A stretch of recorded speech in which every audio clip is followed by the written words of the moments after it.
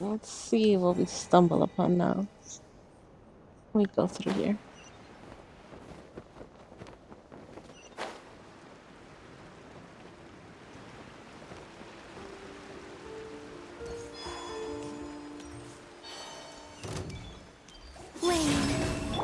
Let's get it on!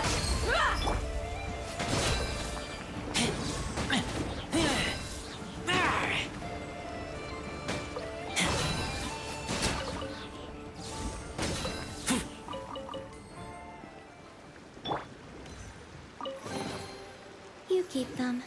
I no longer need offerings. Gnash your tongue, what? Oh.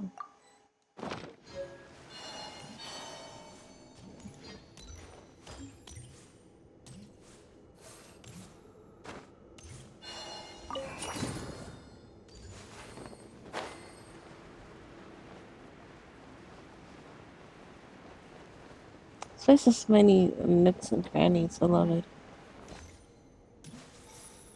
Hey.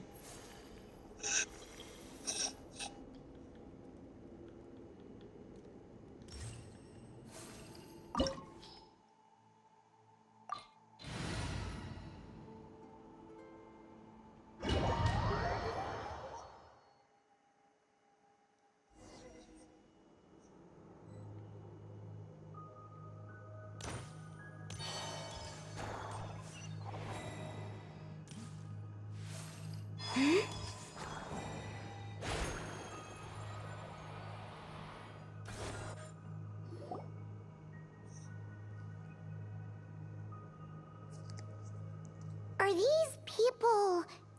Judging by their clothes, they appear to be phantom Hyperboreans from the distant past. How come Paimon is here? She didn't take the test. That could mean they have some clues about the moon goddess's name, right? And neither did Nicole.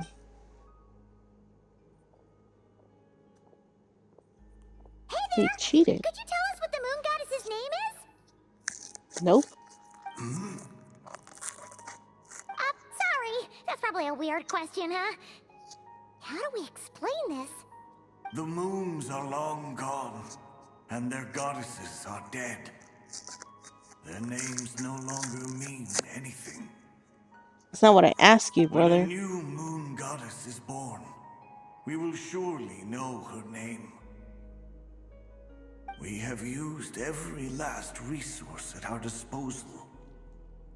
All that remains is to wait, patiently and quietly.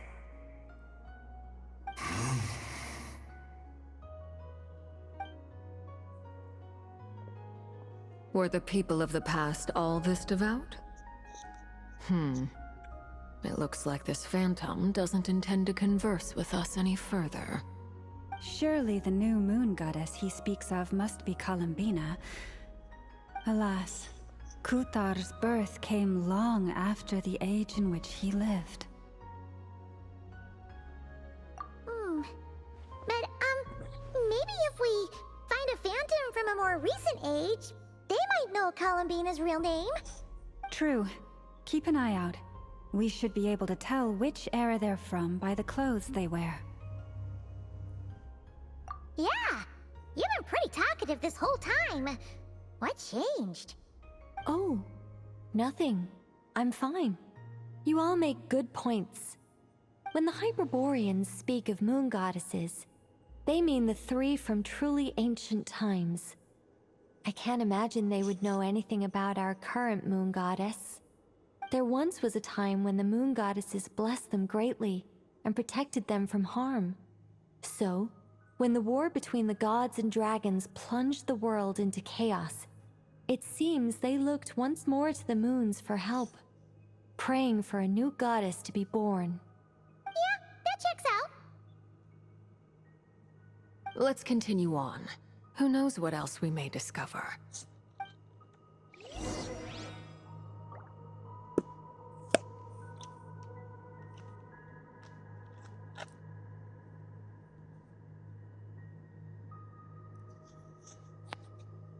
If anything, they should have only let me use the 4 of them here. The Knave, Nicole, the Traveler, and Lauma. There's a door blocking this path. Not a problem. Try this. It is fun just using Columbina though. Whoa! How did that door suddenly collapse? This device was maintaining the door's integrity. Remove the core, and the device stops working.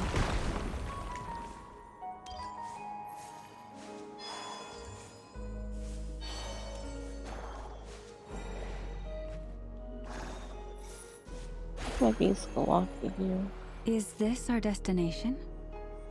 Impressive. More Very. precisely, this is a device that will help us reach our destination. Let's go. We still have a long distance to cover.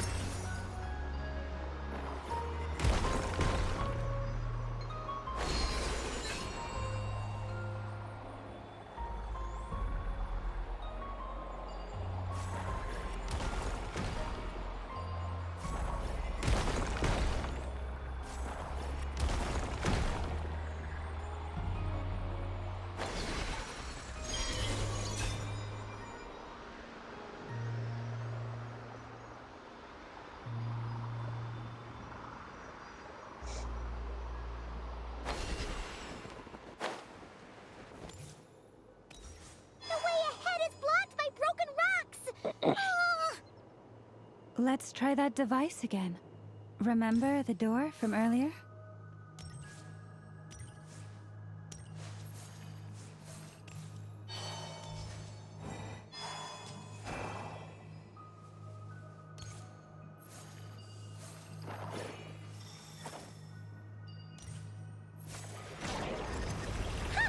So it works in reverse, too!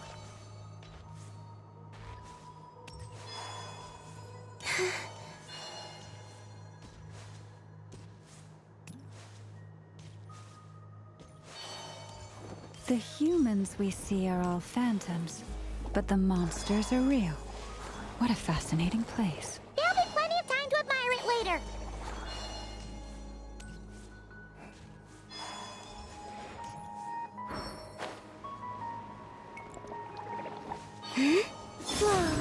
A new moon rises.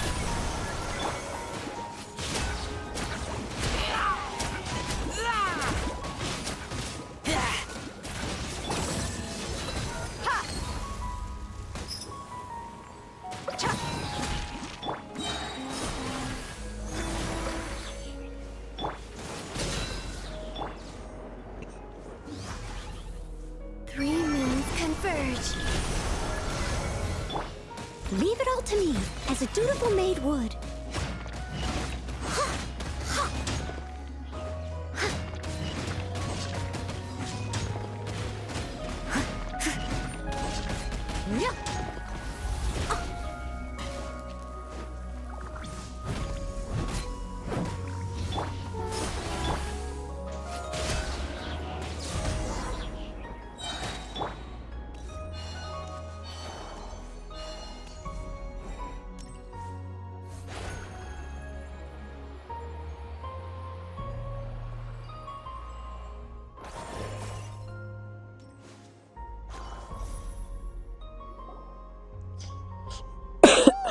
There's a whole bunch of artwork in here.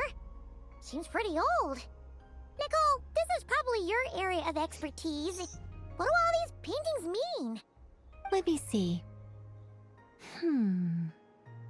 To understand these murals requires some knowledge of the history surrounding the War of Funerary Flame. I shared a little of this with Lauma before. Where's the Knave? Yes. Oh, there she is. I think I follow.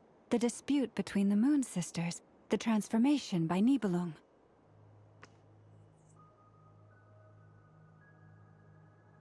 Oh no, it's no trouble.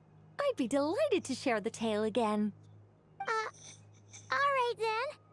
Tevat's 3 moons and their goddesses were brought into being by the will of Nibelung, the then ruler of Tevat. But when the heavenly principles came, they changed the world completely, down to its very foundations. The moon goddesses were nowhere near strong enough to challenge this entity. But the heavenly principles did not view them as heretical entities that had to be removed. Essentially, the 3 moons existed to keep this planet alive and operational, which did not directly conflict with the heavenly principles' aims. Nevertheless, the inherent precariousness of this arrangement would soon be revealed. Nibelung returned. Yes. He did, and thus began the War of Funerary Flame, a battle for dominance between Nibelung and the heavenly principles.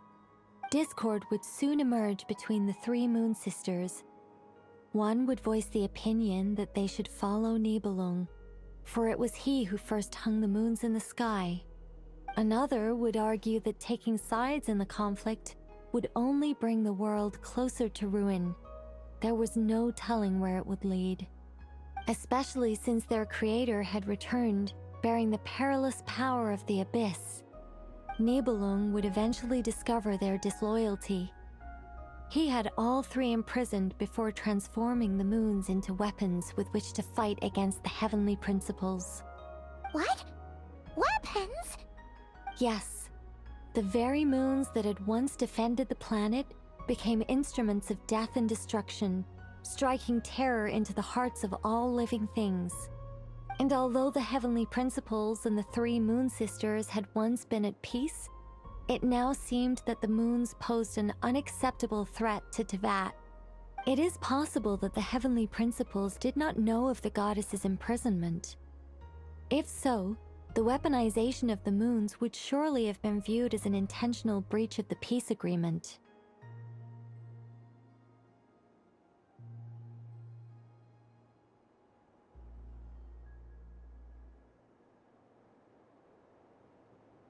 Regardless of who knew what, when, the heavenly principles shattered 2 moons and flung the other beyond the skies. Whether the goddesses managed to escape Nibelung's captivity after his fall, nobody knows. But this much is certain. From that day on, the moons no longer belonged to Tevat. The rejection slowly drained their power until eventually they passed away. So that's the full story. You say the moon ceased belonging to Tevat from then on. Why then would Columbina be born here? That is perhaps due to the lingering connection between the Frost Moon, which was not shattered, and this world. You could see it as the 3 sisters' dying wish. They never desired war. All they ever wished for was to protect this land. I see. If the final fate of the 3 goddesses is as you say, then Columbina faces the same grave danger. Our investigation has yet to bear fruit. We must hurry. Yeah, you're right. Let's keep going.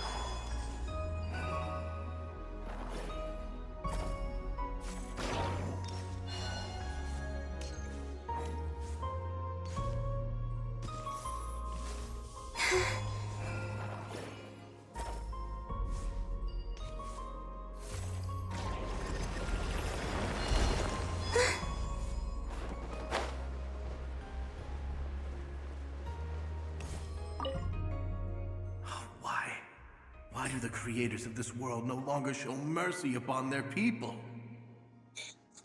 Remember his words. We must change our fate with our own hands. Who is he?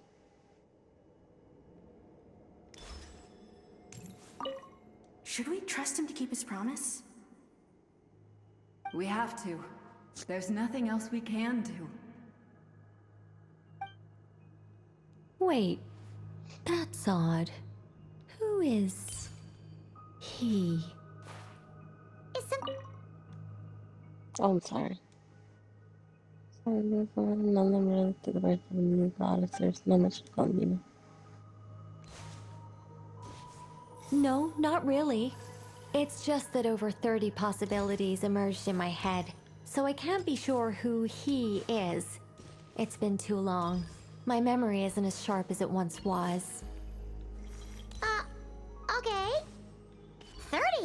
Wow. Impressive.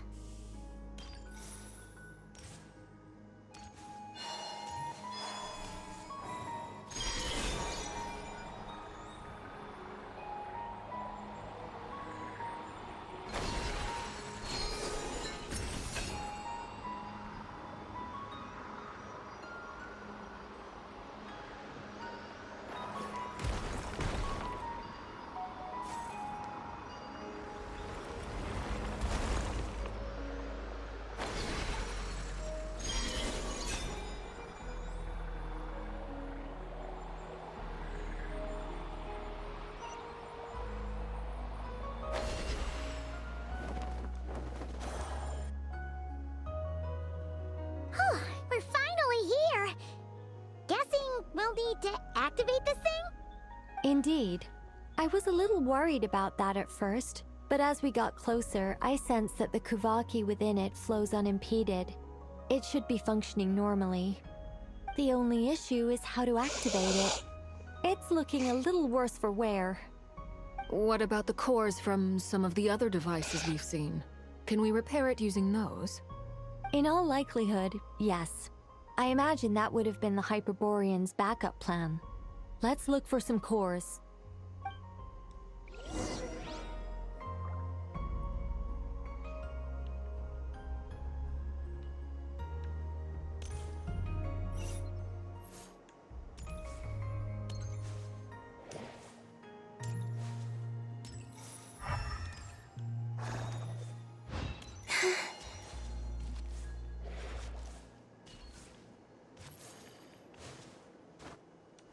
This from mitochondria. That's how the doors looked.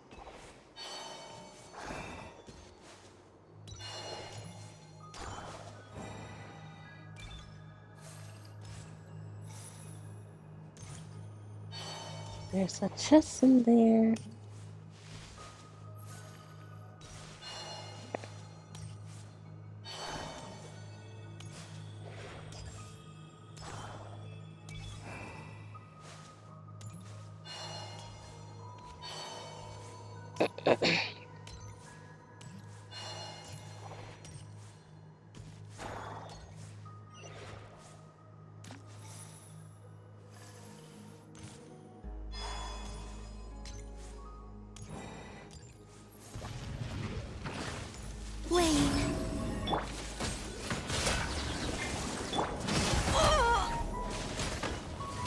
Buckle up!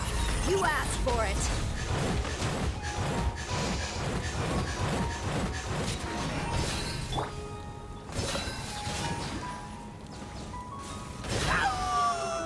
Get back!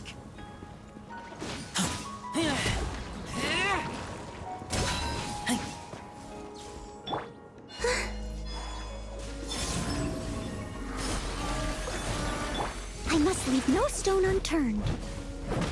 Yeah.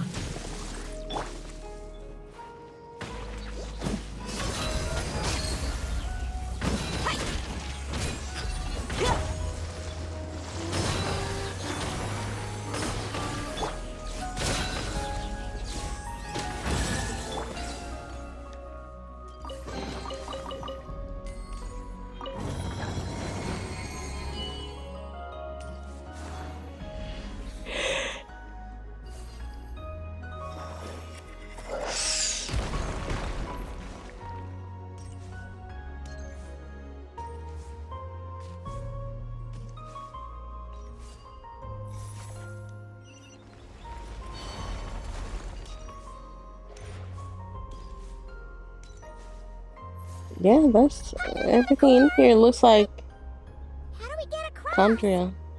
Walk up, then jump down.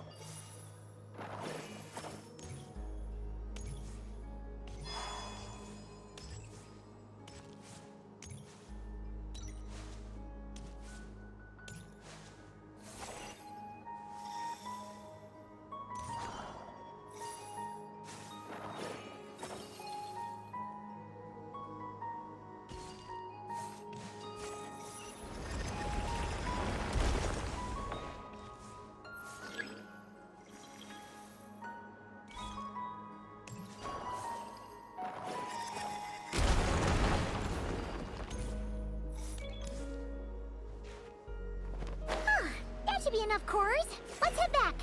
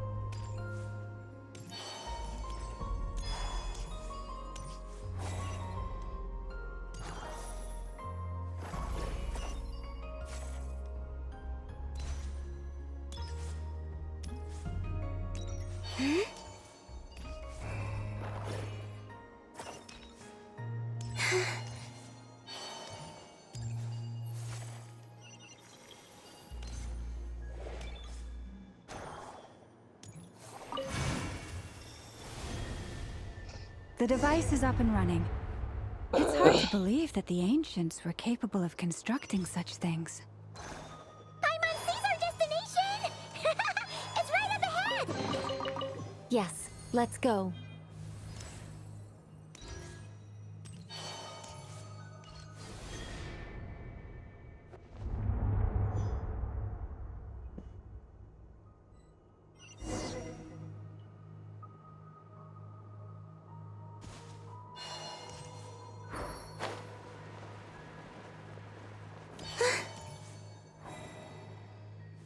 Wow, the moon. I like the blue trees. I hope you can have them in your teapot or something. Head cut off. In hand.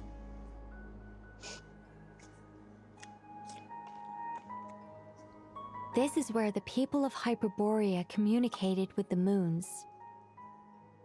We need only place the moon marrow upon this platform on Moon Prayer Night, and we shall be able to open a portal to the moon and send our moon goddess back home.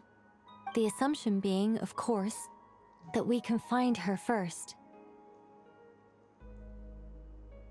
That's right. You want to know if it's safe there, don't you? And yet, she has no choice but to return. You know this. Oh, that's not the only issue here. This is the end of the line, right? We've explored everything we can. And despite looking at historical artwork and talking to people from Hyperborean times, we're still no closer to learning Columbina's name. If it's not too much trouble, could you tell me exactly what Alice said to you about finding her name? Oh, sure. What she said was... Then your first job is to find it. As a moon goddess, I'm sure she must have a name she identifies with. Neither Columbina nor Kutar is her true name, and she's never really accepted either of them. Is it not also possible that she has never had a true name? Not at any point in history? That would be a hard pill to swallow. But at this point, we may have to accept that that is the truth. No one knows how she came into being, and she certainly doesn't have parents in any sense that we're aware of. Perhaps she was never granted a name at all. But does that mean there's no way to get Columbina back? She's just gonna disappear and there's nothing we can do about it? Huh? Wait, why all this pessimism? Was it the way I phrased this question? You all seem to be taking this in completely the wrong way. Well, just because she's never had a real name in the past doesn't mean she can't have one now. What? Think about what Alice said again. She never once said that you'd have to find a new name, did she? Are you saying what I think you're saying?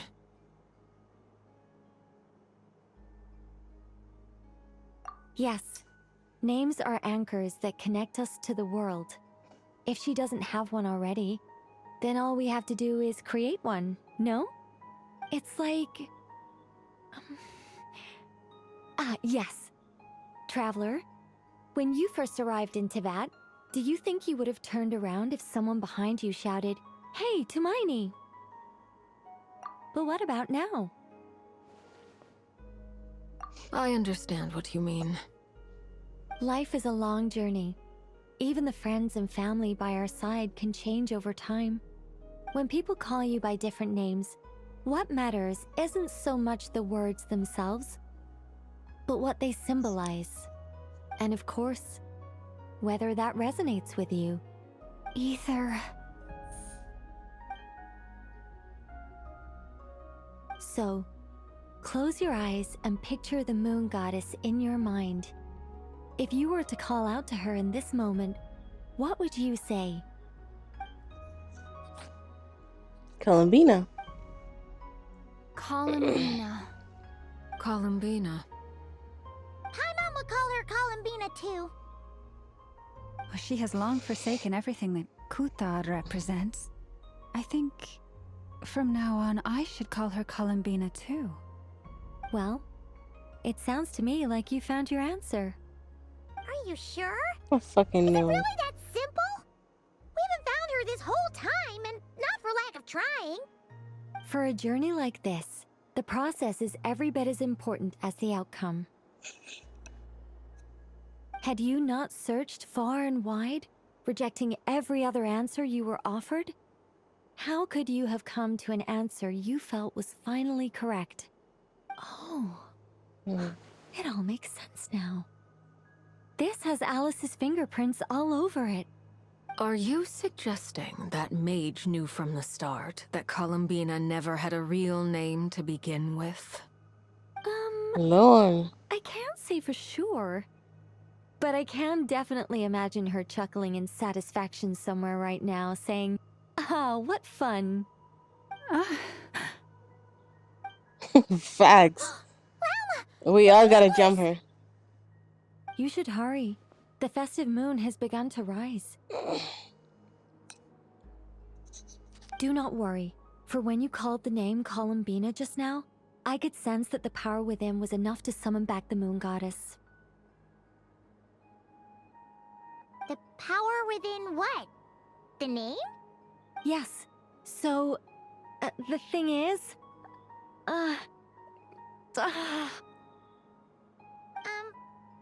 What's wrong now? This is so annoying. I really want to explain how that whole thing works. Starting from the founding principles of Teyvat and...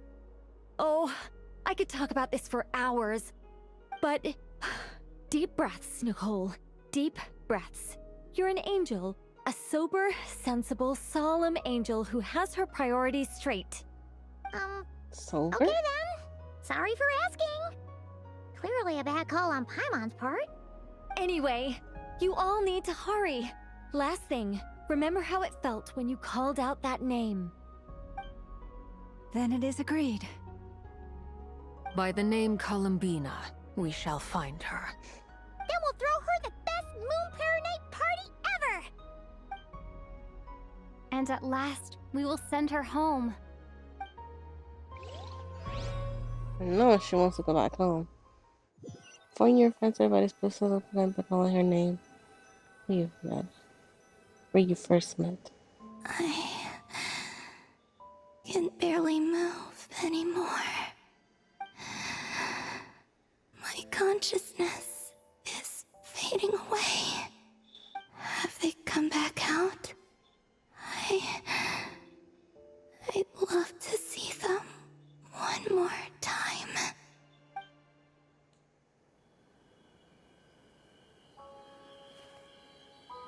They didn't make it.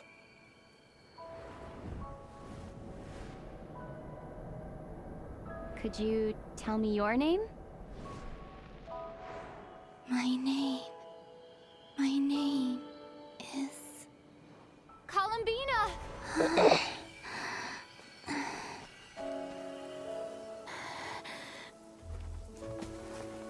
Columbina! Are you here? Columbina! That's the name you gave when we first met. And it's what I've called you ever since. Columbina. It's a fine name. I have many fond memories of Columbina, and so do all of your friends.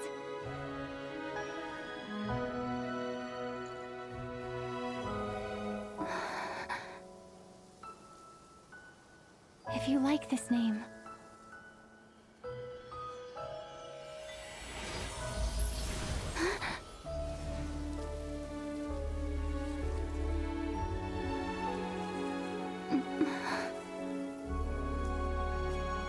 Looking for me?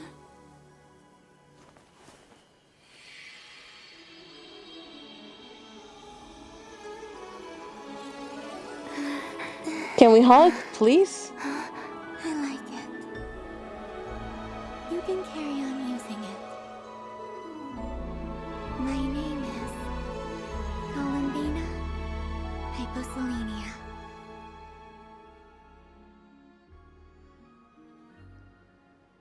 Columbina Hyposelenia. That's a wonderful name. I never thought that Columbina would become my real name. But after I met you and my other friends, the things that this name stood for slowly began to change. It went from being a Fatui code name to something my friends call me.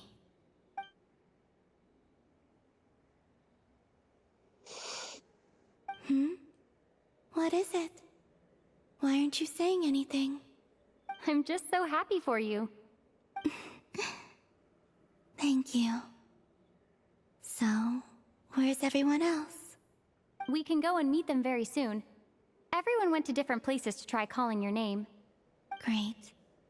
I'd like to thank them as well. Everyone's done so much for me. Searching for my name, entering those ancient ruins. Huh? Wait, Saw that? so you were... Yes, I was there. Not physically, but my consciousness was still holding on. I followed you the whole way. Starting from when? You turned around and called out my name while you were in Nasha Town. Do you remember?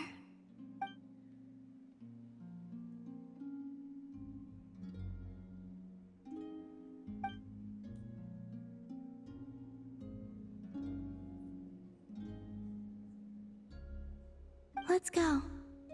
We don't want to keep them waiting. Sure. In that case, come with me. But... Hmm? before that, could you call my name one more time? Sure. Come with me, Columbina Hyposelenia. Her name rhymes and everything. Is she the first one to have a last name?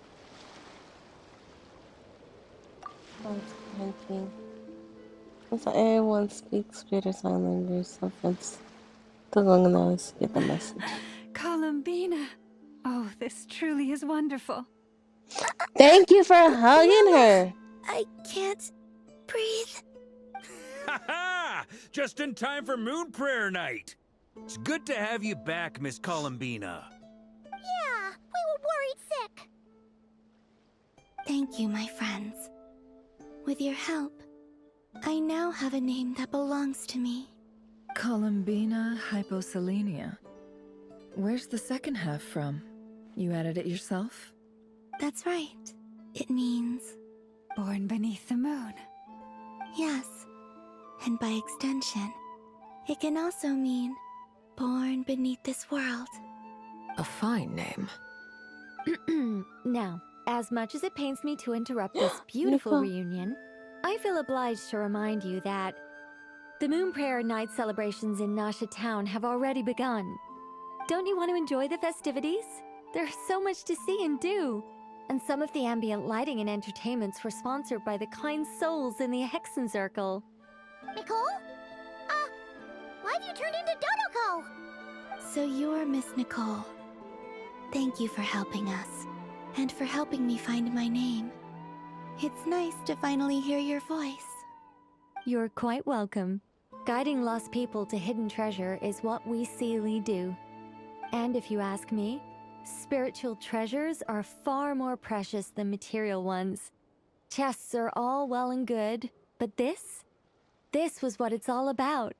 Ah, so satisfying. Anyway, I had to go help Alice. It seems like she ran into some trouble. That's why I couldn't be here in person. But don't worry, we're with you in spirit. We'll be celebrating right along with you. Keep an eye out for the Hexen Circle's festive stalls in Nasha Town. I think you'll like what we came up with. Alice said she even managed to rope B in this time. The Frost Moon Scions have also prepared various attractions. I believe Aino, Nefer, and their crew are setting things up as we speak. On that note, Nefer, about that request I made. It's all in hand. Yehoda is on site to ensure that everything goes off without a hitch. Wonderful. In that case, Traveler? Huh? Come on, Columbina. It's time to celebrate the best Moon Prayer Night ever.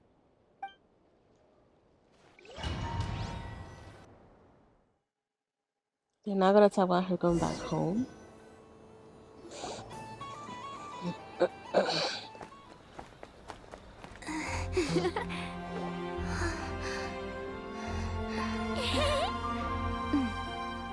Hey, young lady.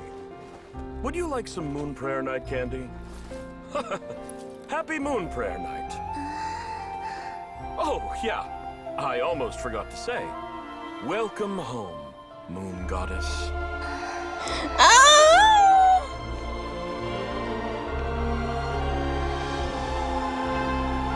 Look at the little girl with her dress. All of them are like that. Yeah, so that she fits in. Welcome I'm about to home, cry. Welcome home, Moon Goddess. Turning Nasha Town into her home is a festive gift. A rather brilliant idea. Perhaps this is what Nodcry, Columbina's home, should have been like all along.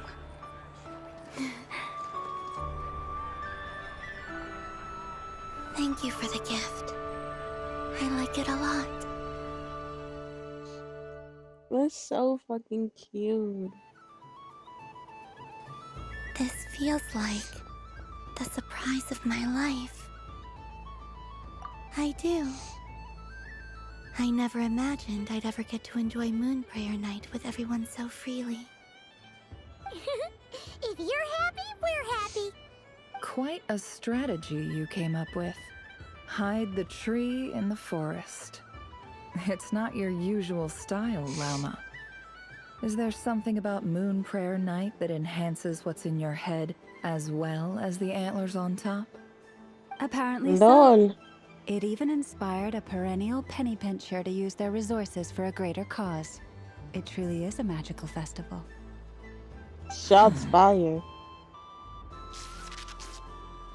I see it now. Oh my god. This bickering is actually a sign of a strong relationship. Huh? The strongest. What's everyone doing here? Oh! Celebrating. Columbina, you're back! Yes. Indeed. I'm fine now. Thanks for your concern. How's your progress with Alice's assignment? Very well indeed. I've never heard her sound so excited. Not like this. This time her excitement seems more serious. Seems like she's had a major breakthrough. She said she'll contact us once she knows more. In the meantime, we're free to relax and have some fun. Enjoy the time off while it lasts. I have a feeling that our next task won't be so simple.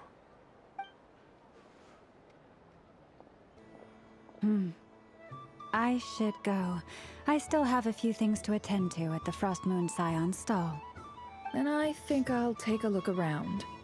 With any luck, this once-in-a-year festival will come with once-in-a-year opportunities.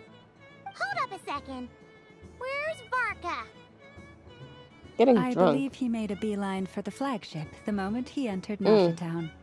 Ah, that's Mondstadters for you. They know what they want when festivals roll around. Goodbye for now, Columbina. I hope you have a wonderful night. I will.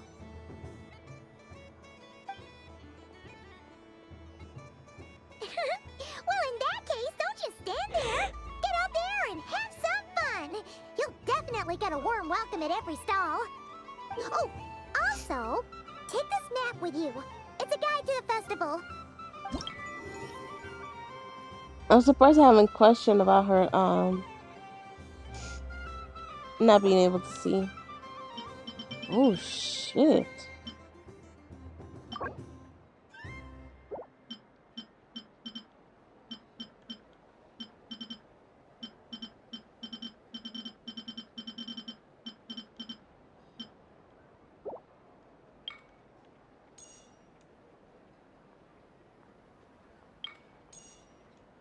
The Frost Moon Scion stall is over here.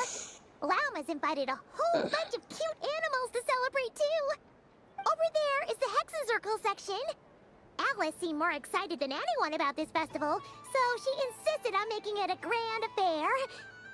Oh, and then there's the Nasha Town local specialties, including... Actually, forget that. Better if you go check them out for yourself. Thank you. It looks like a lot of fun. You're not coming with me? We'll be around. But don't you want to browse by yourself for a bit first? Yep. If you find something you like and want to try it out together, just give us a shout. We'll be right with you. Otherwise, just relax and enjoy yourself. There's so much on offer, so try to experience as much as you can. And don't forget to stuff yourself with all the delicious festival food. All right then. Off I go. Where should I go first?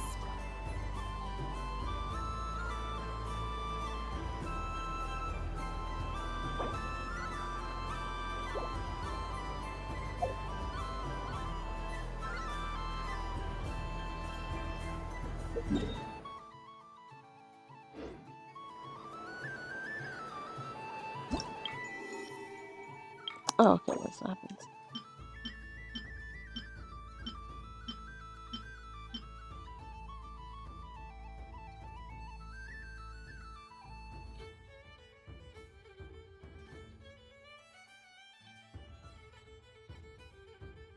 That's a lot of wishes. How many permagens for one wish?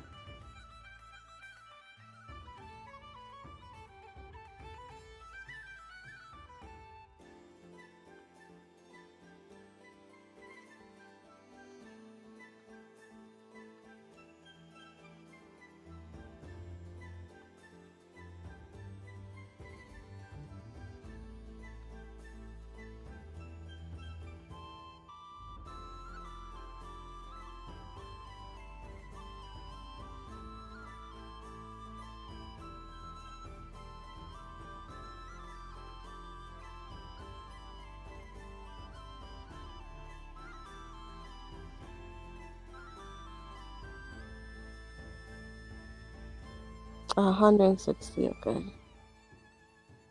It's just one wish of anything.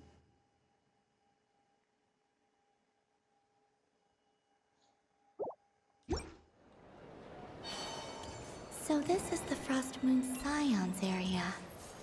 It feels very familiar.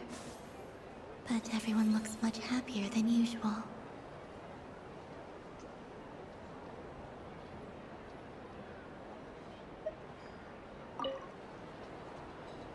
For sure invite the deer. Ah, look at him, so cute.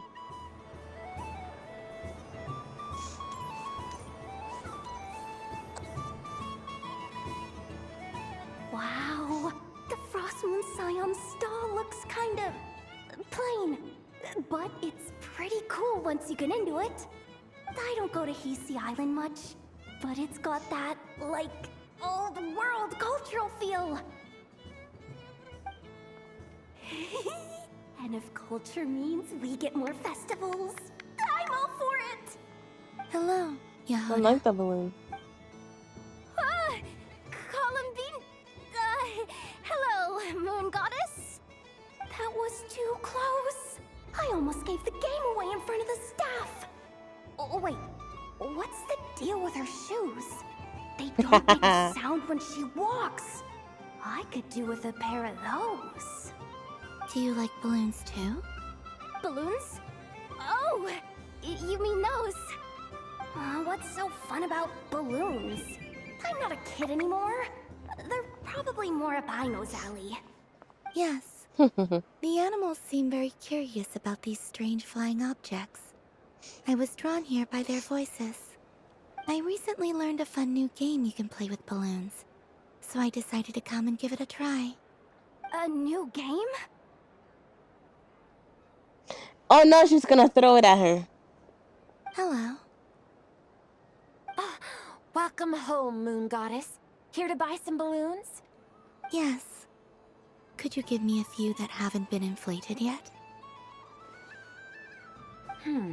Are you sure? I guess it's not a problem, but... Oh, she was the one throwing Yes, them please. too the other time. Thank you. Uninflated balloons? But those are just little rubber pouches. What does she want with those? Would you like to play the balloon game, Yehoda? Huh? Sure. I guess. How do you play it? Wait here a moment.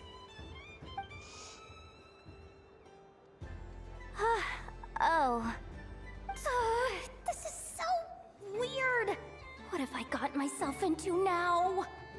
I thought I saw Columbina nearby. So Nate's gonna get his kid? The fourth harbinger! Although she's helped us out quite a bit, she's good people, right? Is she looking for Columbina? Oh, guess that's my ticket out of here. I'm not sure my heart can take being sandwiched between two harbingers. Which stall is she checking out? Oh, it's that other Frost Moon Scions one. Try on the headgear, see what it's like having antlers or animal ears for a day. Oh, I wouldn't be caught dead wearing that stuff. So embarrassing. I have enough gear to carry as it is. Wait, what? She put it on? How peculiar. This would take some getting used to. I wonder if this is what it's like for Lynette. It really suits you, ma'am. What is this? She was so intimidating a moment ago, but now, dang, she's really rocking those ears. How does she make them look so cool?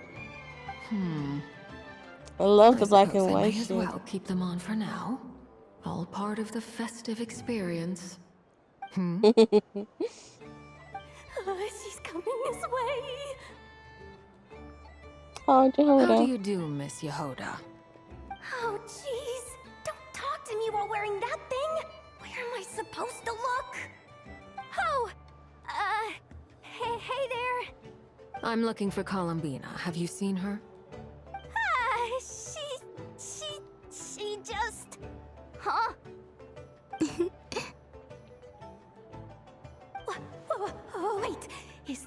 what she meant by balloon game? Yeah. Take aim. Huh? No fair! She does the fuck out of that. An ambush from the rear? Is this a declaration of war, Columbina? Would you like to play Perhaps. too, Arlecchino? Seriously? Are they gonna start some beef right here, right now? Gladly. That said, I believe there is another who would like to join. Oh shit. Boss Nev! Thank goodness! You've gotta get me out of here! Things are kicking off big time! Hello there. I'd like 10... no, make that 20 balloons, please. Uninflated. What? Miss Moon Goddess, I hope you're prepared to pay the price for assaulting my employee. Welcome to the game, Nefer. Just to be clear, let's keep this a fair fight, okay? No strange powers, please and thank you. Naturally. Don't just stand there, Yehoda. Aren't you going to team up with me? Huh? Do I have to? Of course. Don't forget, the Curatorium has a reputation to uphold. I knew something like this was gonna happen.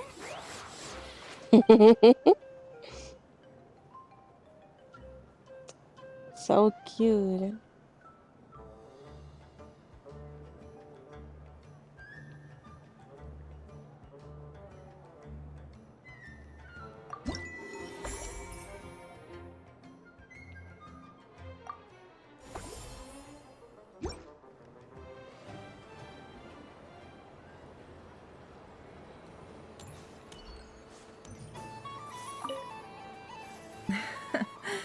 That was fun.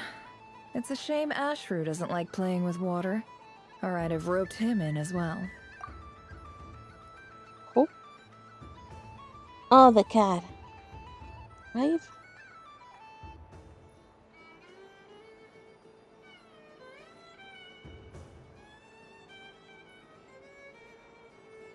Yes, it's the cat.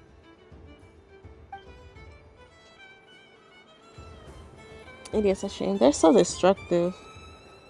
You would think they'll live off water.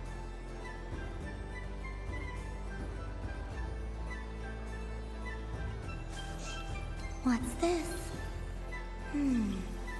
Should I give it a try?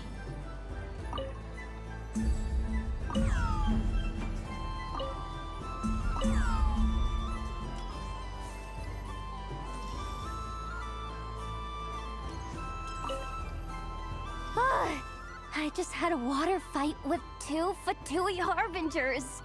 Pretty scary, but also surprisingly fun.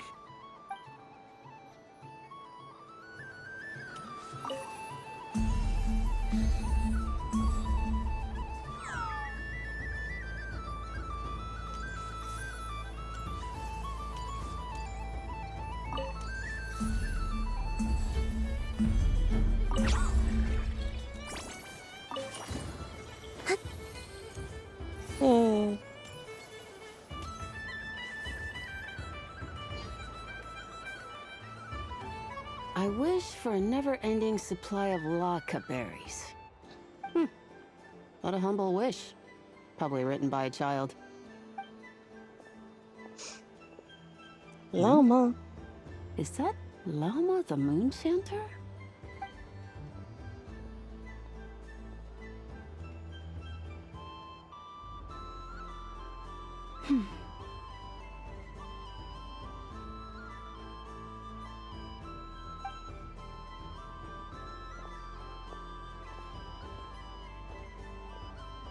I wish that the long plume ibises would stop biting me.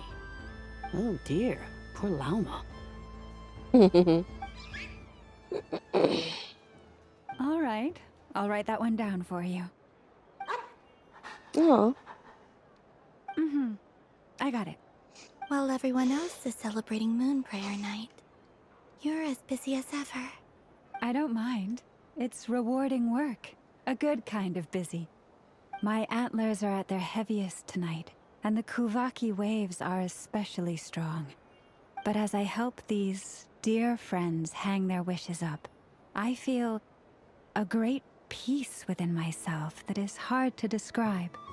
You see, they are all such beautiful wishes, and they are ones that we can fulfill by our own strength. Do you blame me, Llama? I want to hear your honest answer. It is by the help of so many people that I can return to the moon. But I feel as though I've hardly done anything in return. You've done plenty, Columbina. I say this in earnest, both as someone who knows your history, and also as a friend who has seen what you've been through. What about as a moon chanter? I feel proud to honor our moon goddess's wish. And I'm sure any moon chanter in history would have felt the same way. Thank you for your kind words, Llama. But... Since you asked for my honesty, I won't lie to you. My feelings are mixed right now. Besides pride, I also feel... I suppose it's a reluctance to let go. Once you return to the moon, we will be far apart and separated by a false sky. I'm sure those of us left behind will gaze up at that sky, yearning for the moon once in a while, just as you used to do. I will miss you, Llama. I will miss you all. I hope to stay in touch. I will try and find some way to send messages down from the moon. Perhaps you could use Kuvaki. I've heard Yehoda say that signals can be sent using long and short waves, or strong and weak lights. That sounds a little complicated. What if we forget what the signals mean? We could prepare a codebook beforehand, but... You're right. It wouldn't really suit you. Still, whatever happens, I believe that you will find your own unique way of communicating with us. And now that I think about that, my heart feels lighter. Because you trust in me? Yes. I have faith in you, and in the power of truth. In my experience, the truth tends to be difficult. But that's what makes it stand out from what is false. So I'm confident that your thoughts and your love will shine through the curtain of lies. We will know it when we see it. Thank you. What a bar. Now, could you help me hang up my wish? Is this? I wish that all who dwell in this moonlit world can find a place to belong. And I wish that I shall one day see my friends again. It's 2 wishes. I hope that's not too greedy of me. Not at all. And I think you speak for us all with the second one.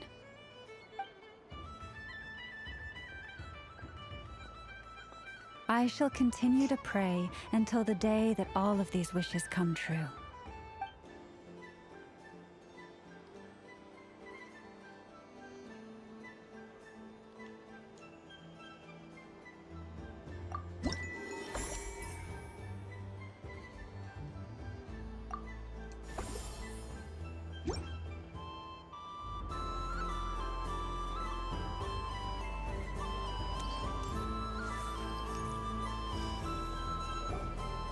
Sunny days!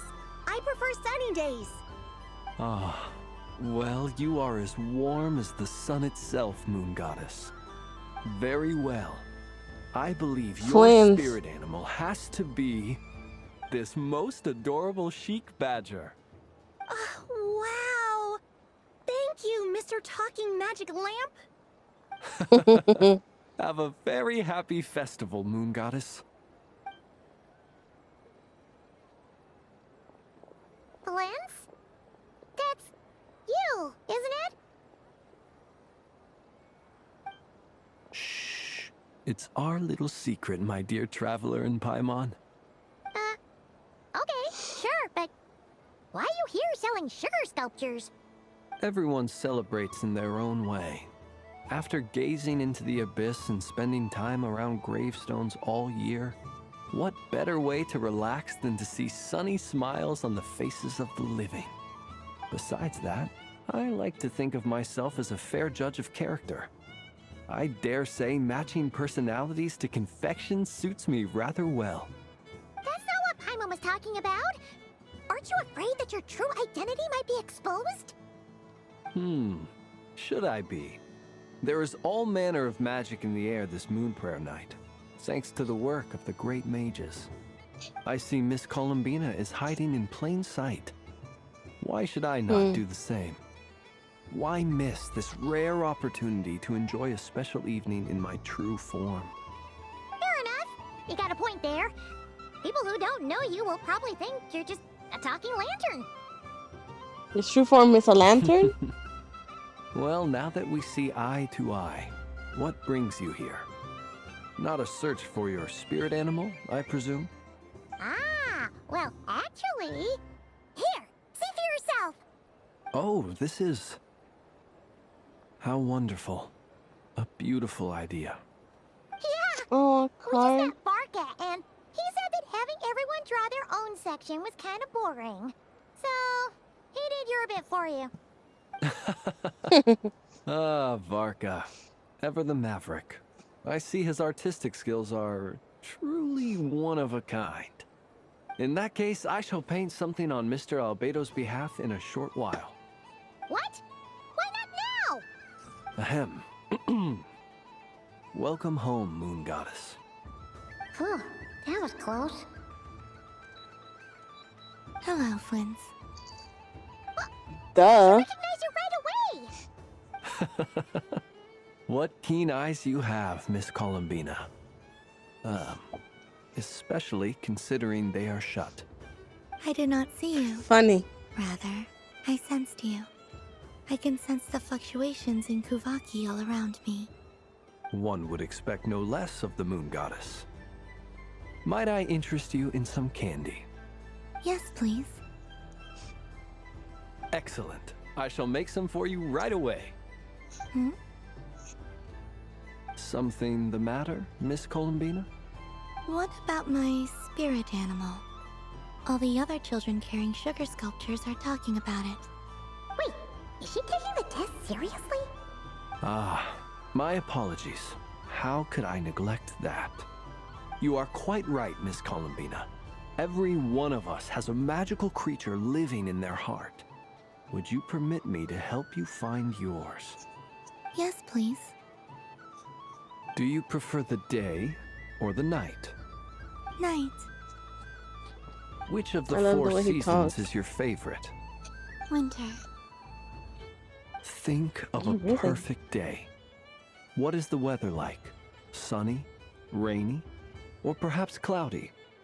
Rainy in the morning, sunny at night. What kind of answer is that? Forests, lakes, and open seas. Which do you prefer of these? I like them all.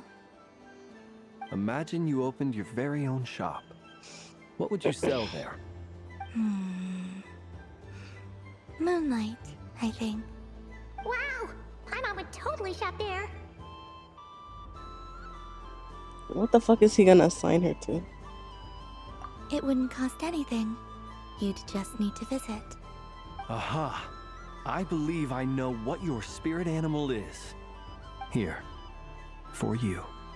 Oh, it's a Kohenki! Indeed.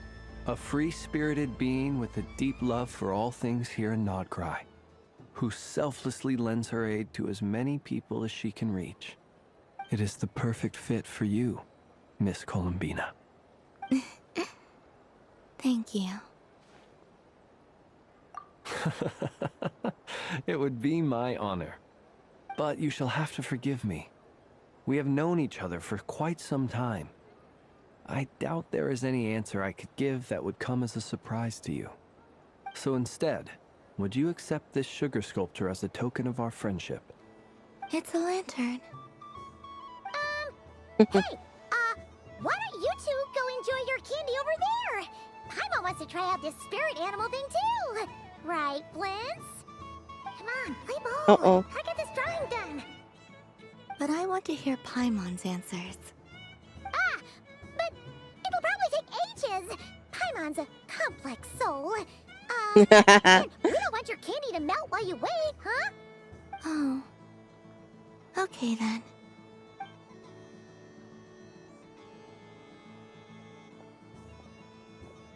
Phew. Nice excuse, Lady Paimon. That was some quick thinking. Lady Paimon is crazy. Although, help next time.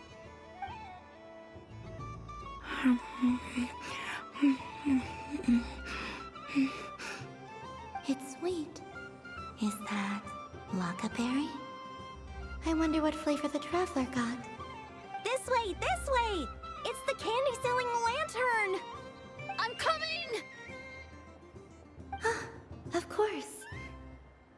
Traveler, maybe we can share? Yes. I Oh, found that's out what the kids recently that before. people share their food sometimes, so I'd like to try it.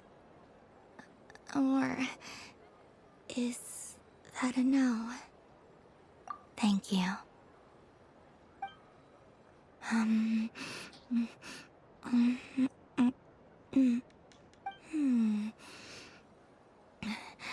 Yours is a little more sour than mine. Here, you try it.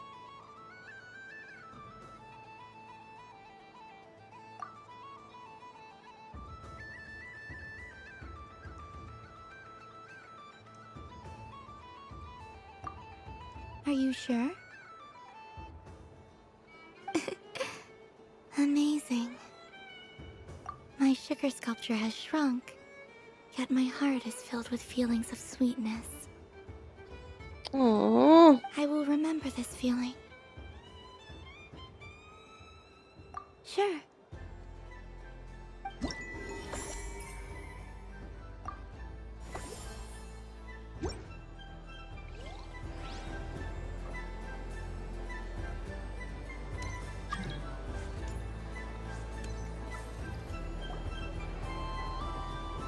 Move, how you doing? Dodoco's Whirligig! Come check out Dodoco's Whirligig! Ah, welcome home, Moon Goddess. Might I ask what this is? Ah, it's a very special amusement sponsored by the Great Mage herself. Ride on a soft and furry Dodoco and embark on an unforgettable adventure. I say that, but I'm just following a script here. Who is this mage, anyway? And what the heck is a Dodoco? Oh, I see Dory in the back. No problem. But, are you by yourself? Is that not okay? Oh, no, it's fine. It's just that each Dodoco can accommodate 2 passengers. Would you like to bring a friend along? My friends. That should Dory? do it. Now, we just need to get everyone else to draw something on it too. But we gotta keep it a secret from Columbina. Traveler. Like the Undertaker, bruh. I want to go on that ride. Will you join me?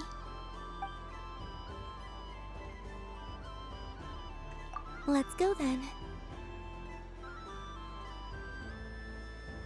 Don't worry. Paimon will do the rounds. You go have fun.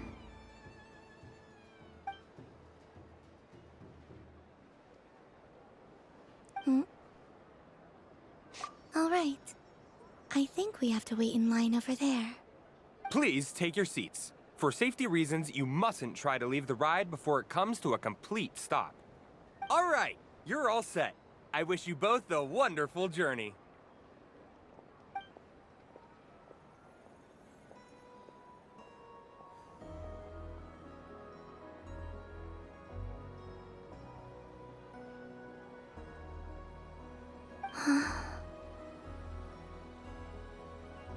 Not bad.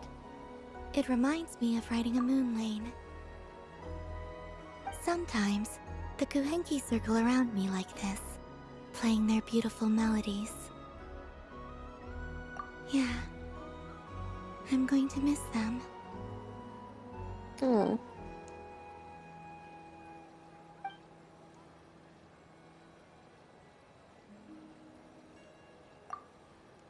It does.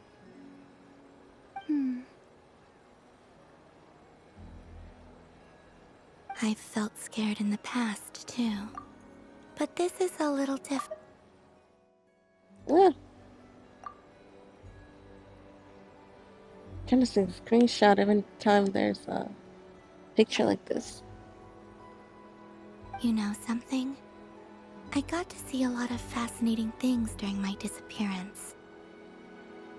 I saw how the Frost Moon Scions act around their families.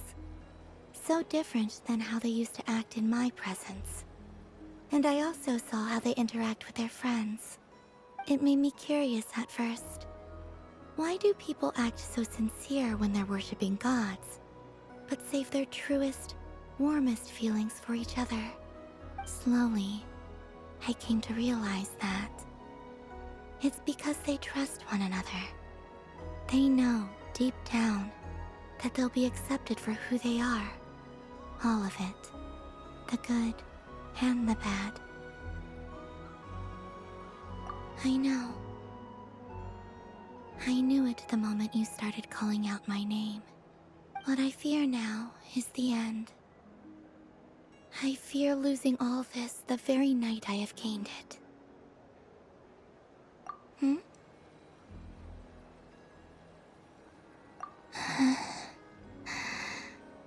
Thank you for this conversation. Thank you for listening to me. Don't worry. This fear I have, and the unknown that awaits me, they cannot hurt me. Not when I possess a treasure far greater. I just want you to remember this version of me. The real me. On this final night together. Dear passengers, Dodoko's awesome adventure has come to a close. Please leave in an orderly fashion, and we look forward to seeing you again in the future. Don't want the journey to end, huh? Don't worry, you two. Oh, There's always God. another adventure waiting just around the corner.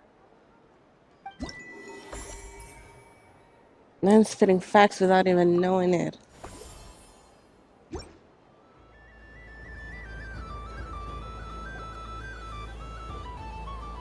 This must be the mage's stall. It feels like I've entered a fairy tale. Ah, how lovely.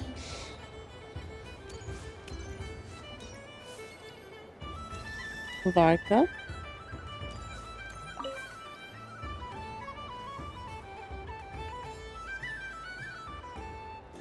I wouldn't say it's unfair, exactly. I mean, your voice goes right into people's heads. How would you explain that to the kids? You can't just explain it away as magic. Is something the matter? Ah, Miss Columbina! No, nothing you need to worry yourself about. Ah, impeccable timing. Stick around for a second, Miss Columbina. I need your input on something. This self-proclaimed Knight of Justice has yet to give me a satisfactory Self-proclaimed answer. is crazy. I, for one, would like to hear your verdict on the matter. Hey, now, I left the flagship just to help you out, Miss Nicole. What's going on? So Alice and I are both using long-range remote control spells that work on similar principles, allowing us to attend this festive fair in Dodoko form. Sorry, let me backtrack a little.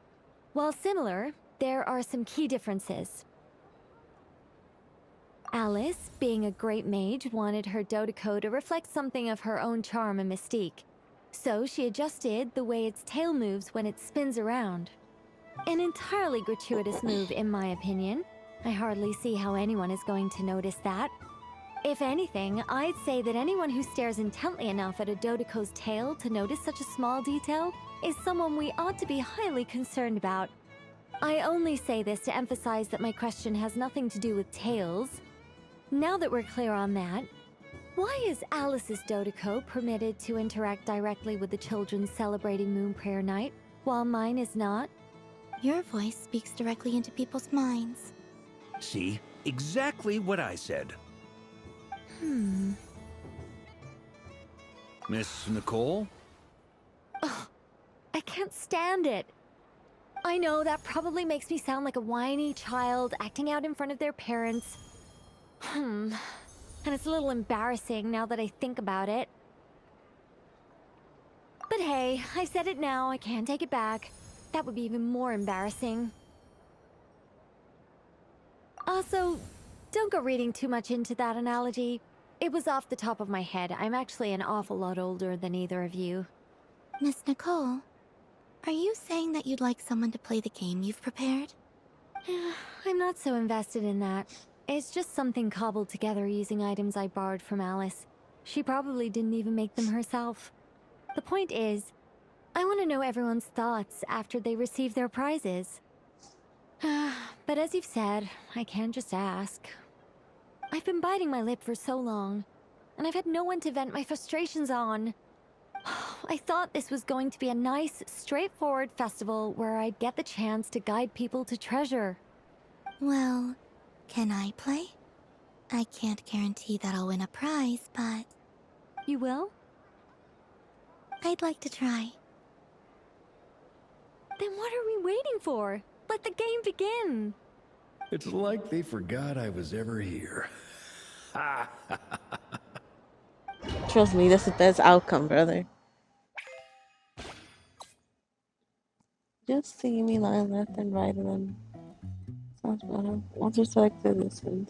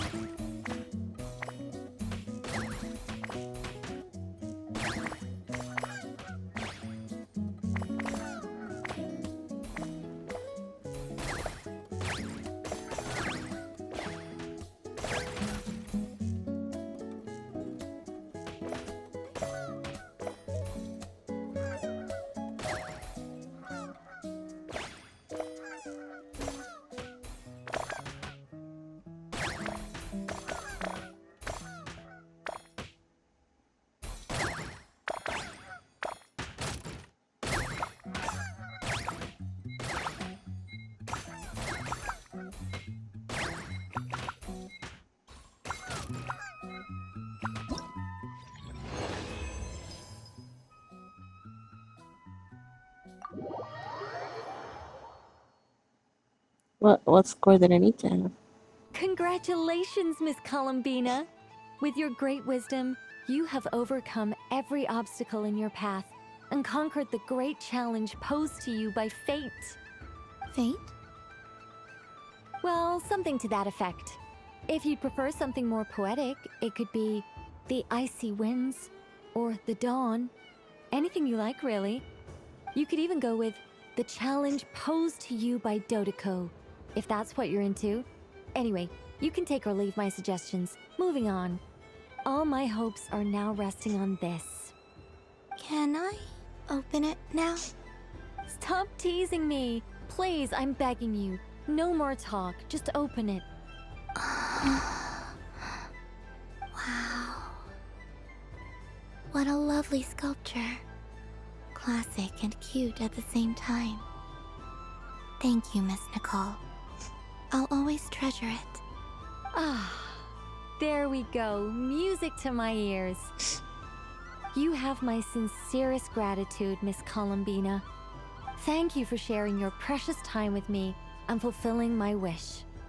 Don't mention it. You've all done much to help me. And still, I'm the one receiving all these gifts.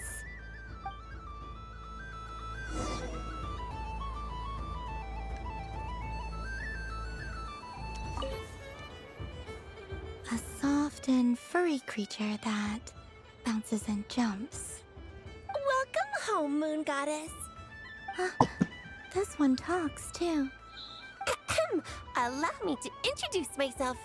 I am a Dodoko from a distant archipelago, the most mischievous of all my Dodo brothers and Dodo sisters. When the going got tough, I powered through, and when I met obstacles, I boomed them away. That sounds like a lot of fun. Doesn't it just? Oh, but then the trouble started. Recently, I found a lovely beach, the same beautiful jelly color as my hometown, and so I dove in to have a look. Only to find it overgrown with seagrass and nasty little spiky fish everywhere, looking to turn me into a Dodoko kebab. I made it back to shore by the skin of my teeth, but my tail was sorely hurt. Couldn't you just boom them away? Oh, I wanted to, believe me. But I've heard that you, Moon Goddess, can understand animal speech. The last thing I wanted was to cause a gigantic fuss and get taken to court by a school of spiky fish. I'd be driven out of these waters for good, and my winter holiday would be ruined. And so, dear Moon Goddess, I was wondering if you might lend me your allegiance. Are you roping me into a crime? Oh, let's call it a once-in-a-lifetime carefree adventure. Does that sound better? All the festival goers tonight are dressed up as the Moon Goddess, but there's nothing to say that the Moon Goddess can't disguise herself as a Dodoko, is there? Besides, this is your home. You should be free to be whoever you wish. I'm afraid I'm not well acquainted with Dodokos, Madam Mage. Oh, that's quite all right. We Dodokos are innocent, happy creatures with a free-spirited nature. Many, like myself, are mischievous troublemakers. Others are lazy souls who like nothing better than to lie down on a nice rock and take a nap. In our eyes, every creature who yearns for happiness and freedom is a Dodoko. But perhaps in yours, we Dodoko are a fluffier and more mischievous breed of Kuhenki. Oh. Yes. Going to That say, is a Nana. much easier image to follow. Oh, wonderful! Then let's play! Grab onto my tail and follow me into the sea! Time to settle some scores with the bad guys!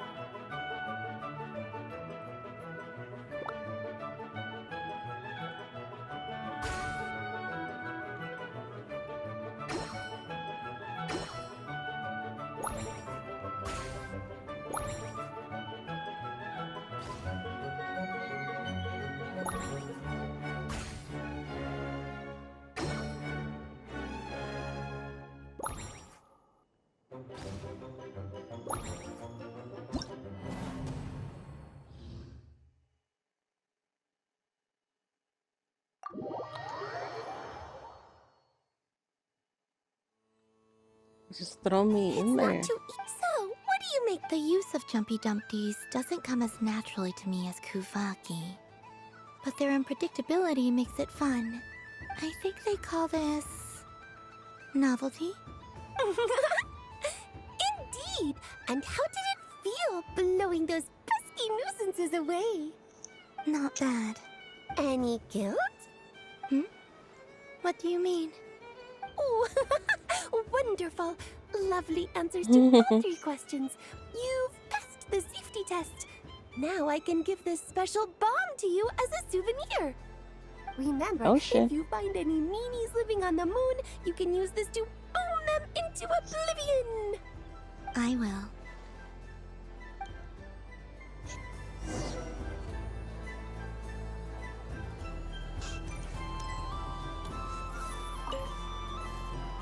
What is Welcome home, Moon Goddess.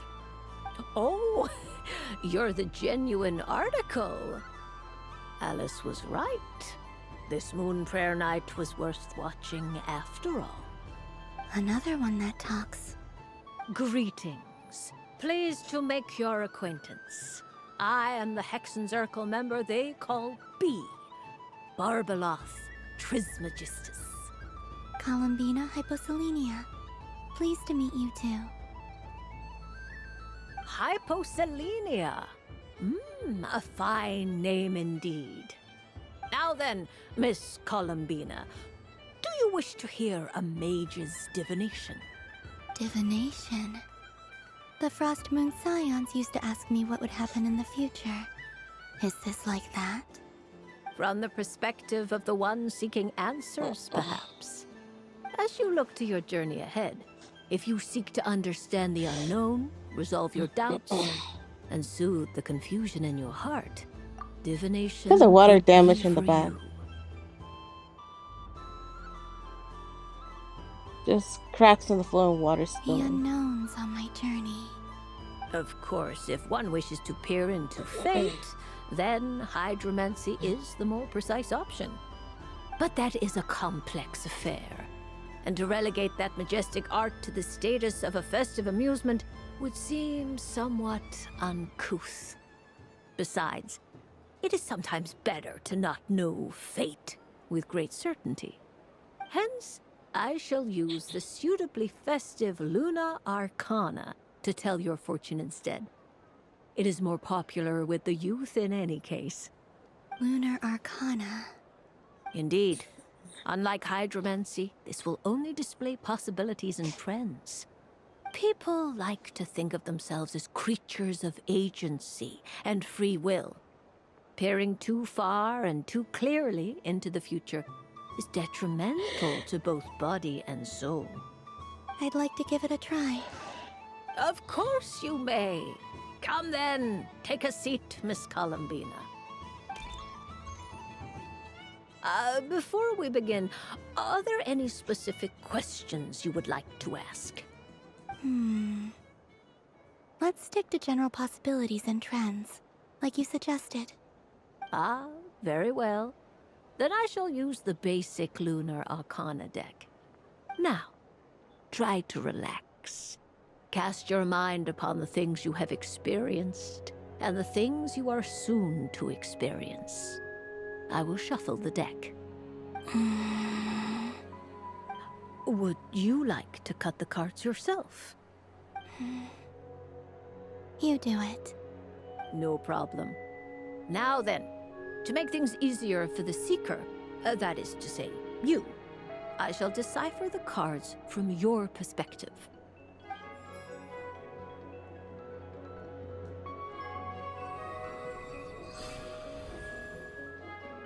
Please, draw the first Lunar Arcana. This represents destiny and is the foundation for the divination as a whole. Now, draw your second card. This will stand for the past, the sum of all your experiences that have come before.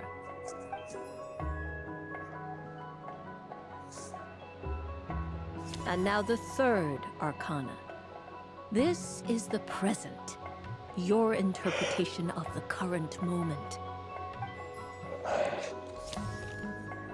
Finally, the last card. This shall speak of the future, which... Oh.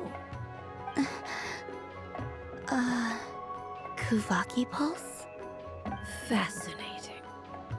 I've never encountered this before in my role as a diviner. Something has exerted an influence upon this card, causing it to leave its designated position. We never did learn the person that was helping us before.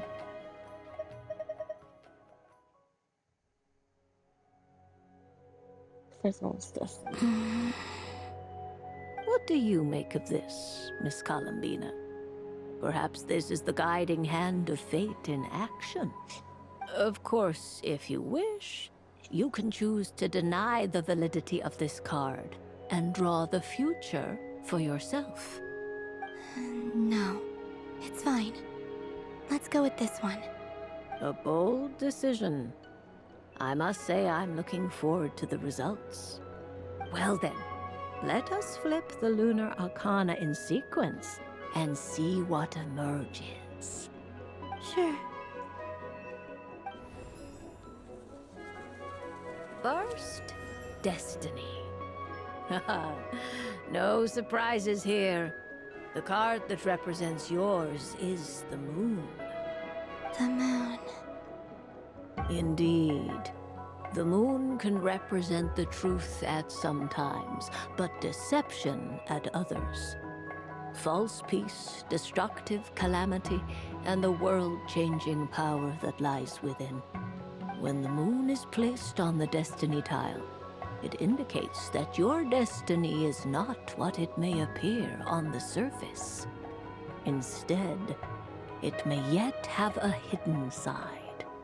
It symbolizes a journey through the fog, fraught with uncertainty and deception, where one must face inner challenges head-on. I don't understand. Patience, my dear. This is but the first card, which serves as a basis for the interpretations that follow. Our divination will only grow clearer from here on out. Now then, flip the second card, the one that speaks for the past.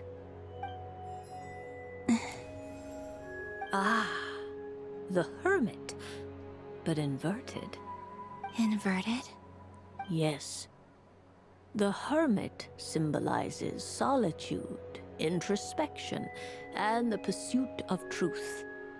When inverted, it represents isolation, truth out of reach, and a path that leads one astray. Combined with the Moon as one's destiny, the Hermit inverted represents a choice you made to stand alone in the past. It was a choice made not out of fear or arrogance, but for reasons that others could not perceive. You fumbled through the darkness without a guide, but you did not find your way. Rather, you went astray. More than once, it would seem. Is this about how I became Kutar despite not wishing to become a god? And how I joined the Fatui because I yearned for a place to belong? I suspect only you know the answer to this question. All is not lost. The past is in the past, and so it shall remain. Shall we look into the present now? Oh my. The Lovers. One of the most interesting Luna Arcana. What does this one mean?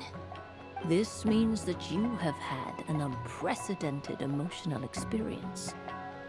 The joy of finding your soul becoming intertwined with that of another. A precious and wonderful thing indeed. It's true. I've made a lot of friends recently, and they are very good to me. I like them a lot. That sounds lovely. I am most delighted for you. The Lovers can also represent important decisions, perhaps related to a parting of ways. Now, if I were to guess, Yes. My return to the moon. I understand. Parting with friends is never easy, Columbina. But rest assured, this is not the end of your journey. There is always another story waiting to be told. The future always lies ahead. The future. Well now, it's finally time to flip this most mysterious of cards. Why did it appear? And what does it wish to tell you? I'm ready. Very well. Flip this card and see what lies on the other side. Is it gonna be death? Oh. Miss Barbeloth? What is it? This card is death. I swear I didn't know that beforehand. It was just a lucky guess. That doesn't sound very good. It depends on how we interpret it. It is true that it can represent an agonizing death, a complete and utter end, but at the same time, it can also represent rebirth. Do not forget that your destiny card is the moon. That lends your future many different potential meanings. If death spells the end, is it unavoidable? As I have said, divination can only display general trends. It is a rough guide, but it does not show predetermined outcomes. Allow me to summarize it for you. In the past, you may have lost your way, but now you have gained new connections and new strength. You now face an important decision, one that may bring about a great change in what is yet to be. This change might, in turn, be the end of all things, or their beginning. But remember, everything is subject to change because of the moon present in your destiny. You must see the truth clearly and face your innermost thoughts. The truth. My innermost thoughts. Thank you, Miss Barbeloth. Don't mention it. Some people dislike divinations, for fear of glimpsing an ending to their story that they wish was not so. But I can see that you're different. The result of this divination will not sway your decision. This is a rare quality, and one that diviners always hope to see in the seeker. We are here merely to guide, not to exert undue influence. I understand. Go then and illuminate your future, Miss Columbina. The moonlight that shines from you now is most captivating. Also, that death card looked like rarier.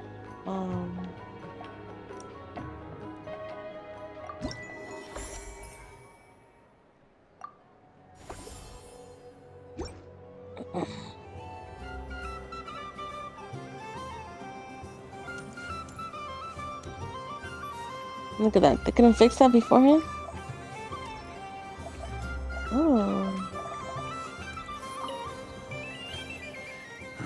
It'd be rude to just leave without saying anything.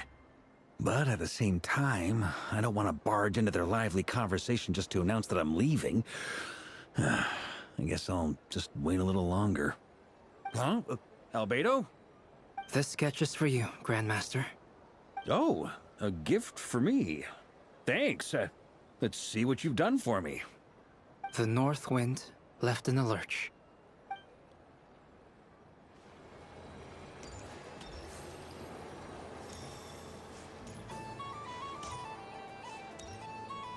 What's this? Should I give it a try?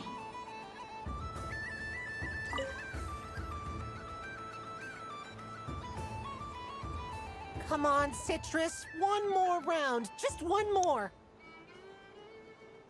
But my neck... Oof. It's acting up again. You should take a break. Health comes first. Yeah, don't push yourself. We'll find someone else. Hey, don't look at me. I'm the referee. What are we gonna do then? Do you need any help? Yes, we do. We need one more player for our game. All right. Could you teach me how to play?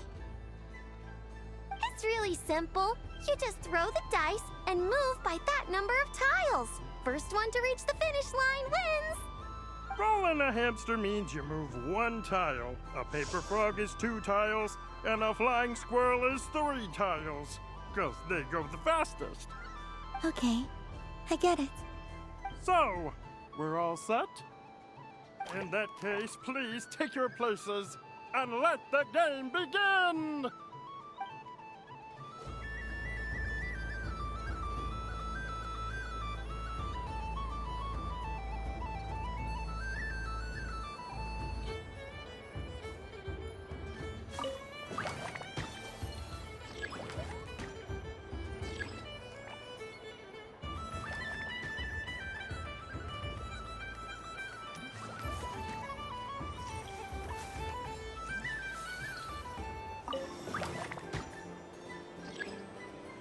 Damn.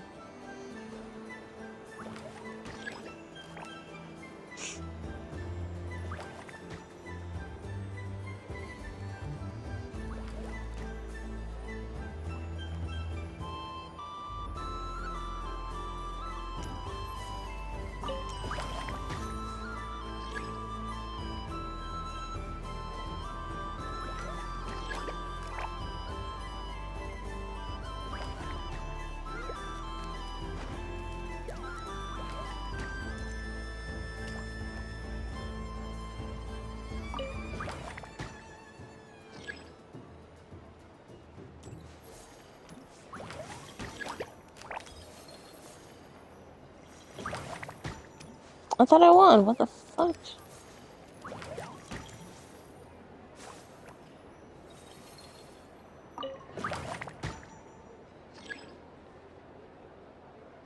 And the winner is the Moon Goddess! Congratulations! Thank you, thank you.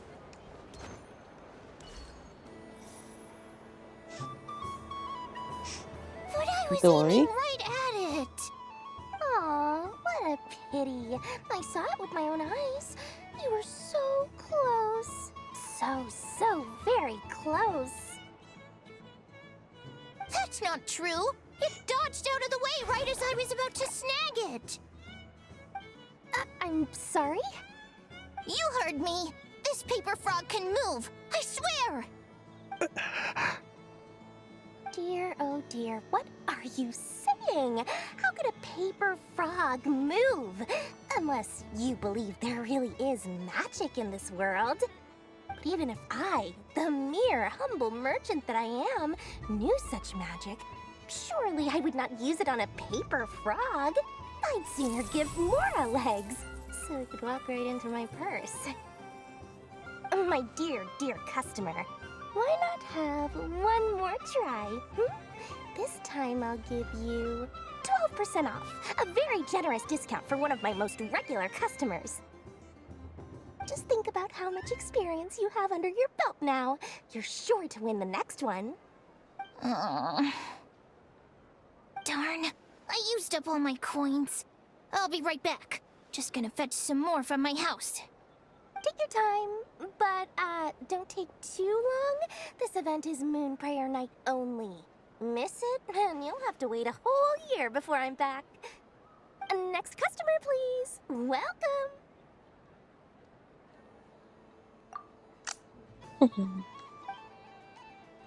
Hello. Whoa! What's this big one doing over here? How do I tell my employees not to go running around this time? Shooting them a glance won't work. I haven't known them long enough. Dory? Why, hello there, Miss Columbina. Would you like to play my ring toss game? The rules are very simple, and it's easy to get the hang of. How much for a round? Oh, first time's free. Not a single Mora. after that, well, we can cross that bridge if and when we come to it. But with your sharp sharp skills, I'm sure you'll win all the prizes in one fell swoop. That was an obvious enough hint for them, right? Right?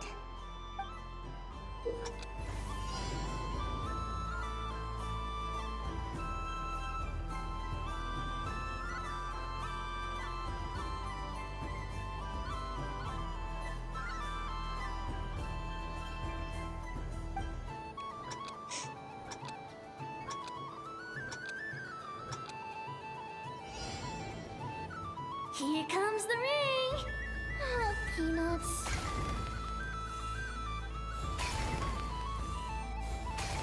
Change tracks! Roselle, should we move or not? Just a tiny bit. All right, then I'll... Oh, sugar plums, not the clock hands.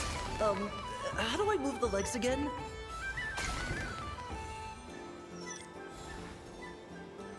Stop it! Stop it! Stop touching!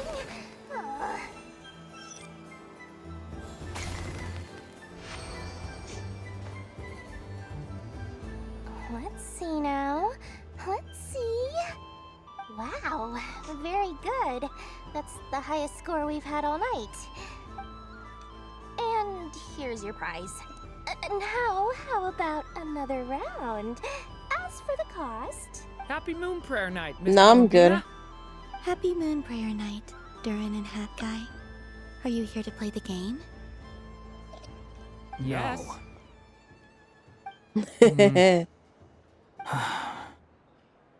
You said we were just coming here to say hello. I did, but then I recognized a few more people as I got closer. Do my eyes deceive me? Is that... It's our little dragon! He's all grown up! Someone's popular. Well now, since you came all this way, why don't you try out this lovely game we have going? First try is free! He'll have a go. I'll pass. It's only one free try per customer. You can't give your try to him. I'm aware. How has Elder Almond been lately? He's in great shape. He goes for a run in the forest every morning to stay fit and healthy. He tried to go boat racing with Firecracker a while back, but he couldn't even make it onto the Lotus Leaf. Firecracker was in fits of laughter. How about you, little dragon? Can you still fly? Yes, I can. But you've become less chatty. Has growing up been tough on you? We call that maturity. You know, the thing people sing about. The knight wields a sword of stone to defend those hearts that are made of gold. Stone is very heavy. That's what keeps him from talking too much. That's awesome! I want to be a knight when I grow up too. Ring, here I come! Ha! Oh, the hat-wearing man. I never thought I'd see you again. You seem more determined than when I saw you last on the train. If you say so. Oh, I do say so. The people you once helped see it clearly. It's because you are once again on the right track. He's so May annoying. the engine in our hearts propel us to the station of our dreams. I can move! I can move now, Roselle! What are you doing, running into the rings like that? You got them all so quickly! I have never seen anything like this in all my travels! Is this guy actually an old friend of theirs? But how? They're origami animals and clockwork people from a fairy tale! Getting to know them would be quite an arduous task, unless they share a hometown? I have to get to the bottom of this. Next time I see the Great Mage Alice, I shall demand answers. Thank you, Dory. I had a lot of fun. Now for your prize. Where did I put it? Give me a moment to dig it out. Oh, sweet grand prize. How I wish I didn't have to let you go. Good thing I've already turned a profit from the customers earlier in the night. Otherwise, I'd have wasted all my hard work. Okay, I'm back. What? I leave for 2 seconds and someone's already claimed the grand prize? Oh, well, these things happen, you know? Perhaps you'd be interested in one of the other prizes instead. We've got all kinds of wonderful goodies here. Is this the thing you wanted? Here, you can have it. Huh? But... Don't worry about it. It will be happier with you. Oh. Oh, thanks so much, Miss. Moon Goddess. Oh, goodness gracious, Columbina. Give me strength. How am I supposed to make any more money from this child at this rate? Daddy, look! That's the game I was telling you about! Forget it. She is the Moon Goddess after all. I'll think of some other way to swing this. Maybe I can try to hook this new kid. Huh? Oh, someone already won the grand prize. You can take mine if you want. What? Why? Why are all these bleeding hearts coming here to ruin my business? Happy Moon Prayer Night, everyone. Happy Moon Prayer Night.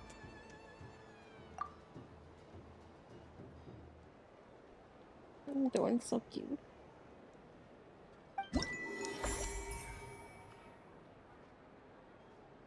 We have 3 more games. Or 3 more cutscenes, I should say.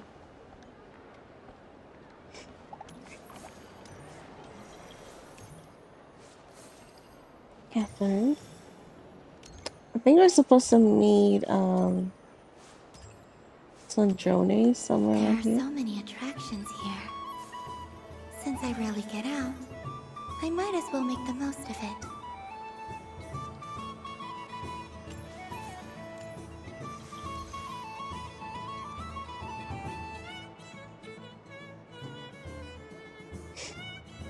Well, look who it is. There you go.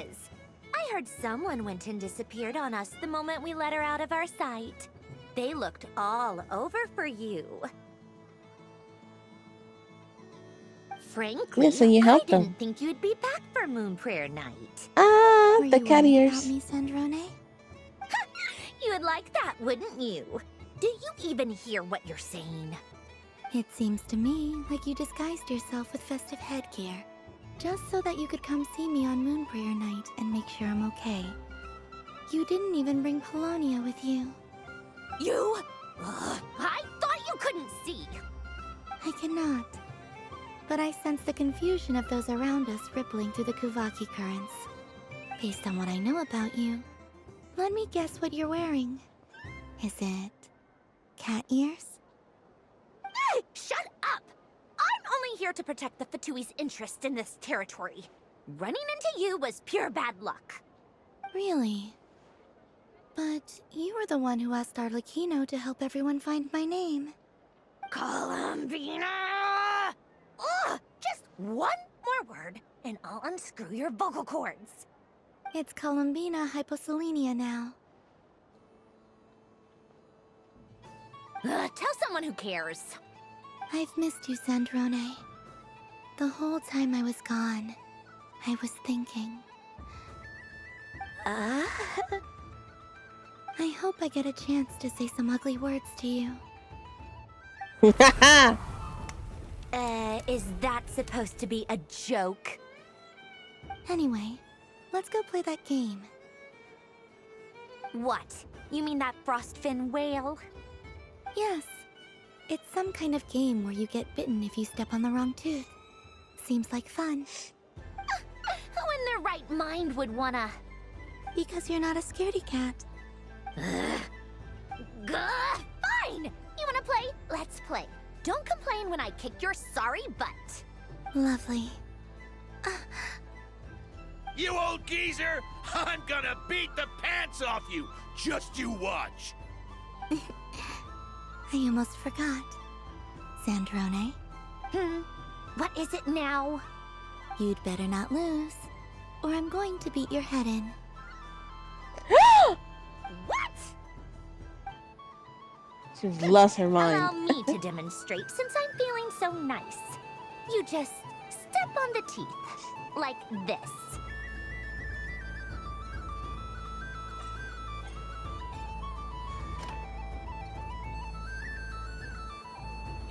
Which should I pick?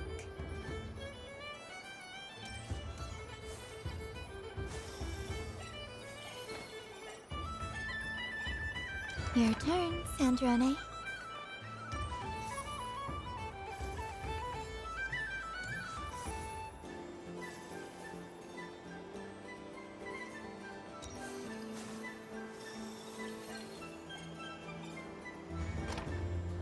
Don't come crying to me if you get bitten.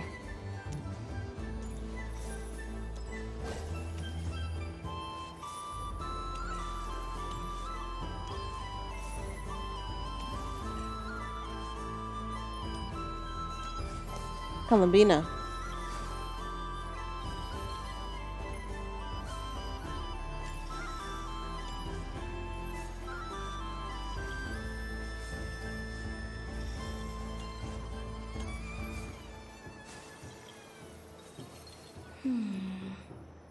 I'm getting a bad feeling from this one. Sensing Kuvaki doesn't count as cheating, right? I want to switch.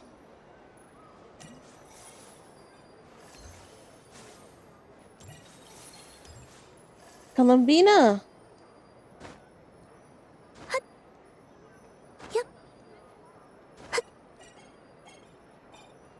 There are less and less teeth remaining.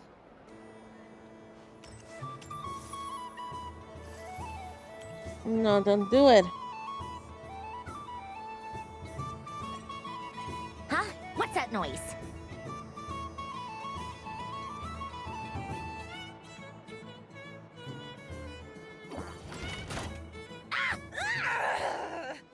I think you might have picked a bad tooth, Sandrone.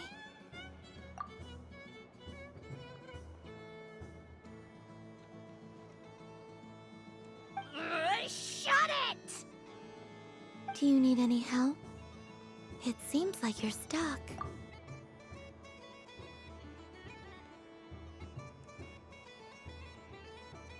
No!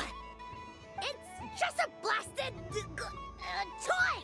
How is its grip this strong? Stop laughing! All right. Well, you lost. So just like I promised. Hey! What are you doing?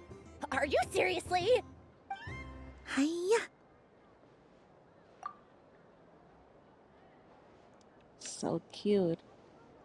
Why you? Oh, just you wait! Rematch!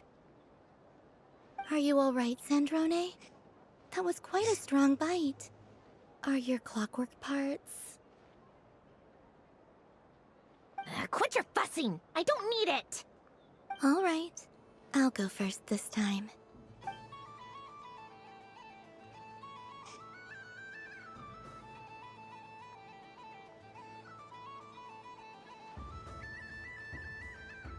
I see it now.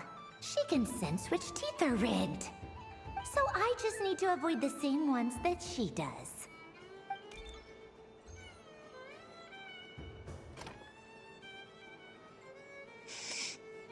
This one... Seems fine. She avoided that one then? Now I've got you. All right, my turn. Oh god. What? Looks like you lost again, Sandrone. Wait! There's more than one bad tooth! Bonk.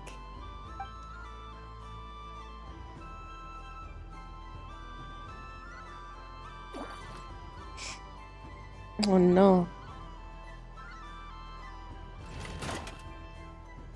Stupid game! What idiot came up with this? Are you alright, Sandrone? You said some nasty things just now. Oh, I'm peachy. Should I let you bonk me on the head as well? Ah, forget it. Come on, bonk away. It can be your consolation prize for losing so badly. I Oh, told crazy. you, forget it. Gah, you've always been so annoying. Singing right outside my door, inviting yourself to my tea parties, going AWOL. And now you're off to the moon or something. Of all my days with the Fatui, the times I spent with you, Arlecchino, and Rosaline, they were my favorite. I will not forget them, just as I shall not forget this moment. We'll always be friends, no matter where we are, right? Who would want to be your... Oh. I'll miss you, Sandrone.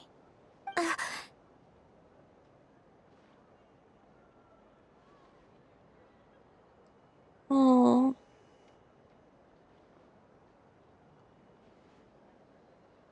Goodbye, Sandrone.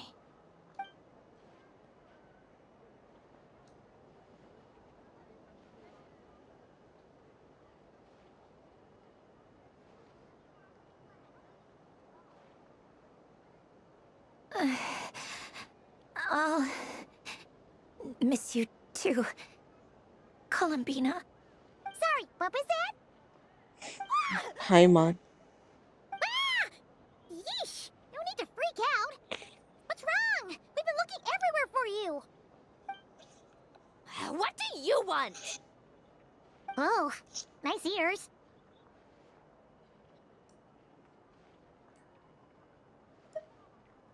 What do you want? This. Huh? It's your turn to draw something. You're one of her friends too, aren't you?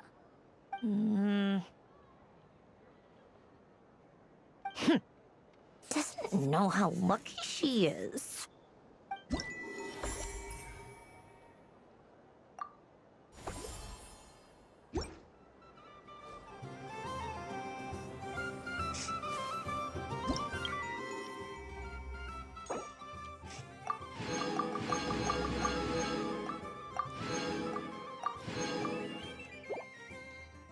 Who have we not seen?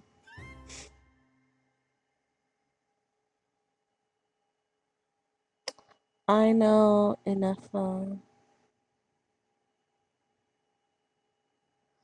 I think the last one's gonna be with the Traveler.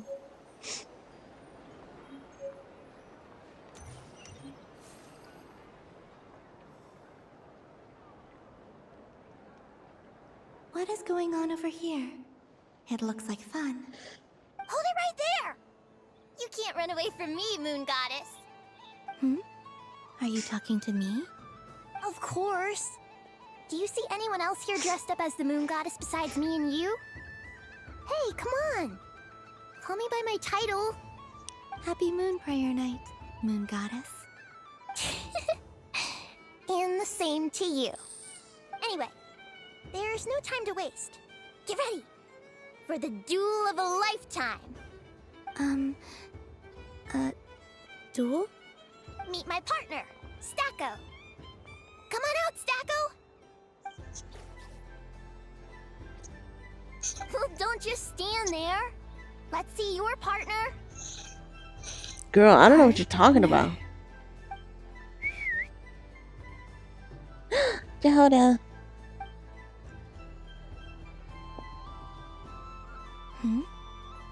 So I need to select a partner and command them in battle.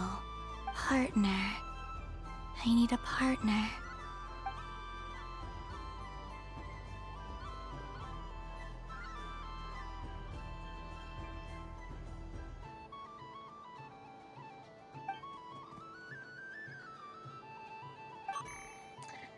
Oh my god, the robot is so cute. Am I seeing things?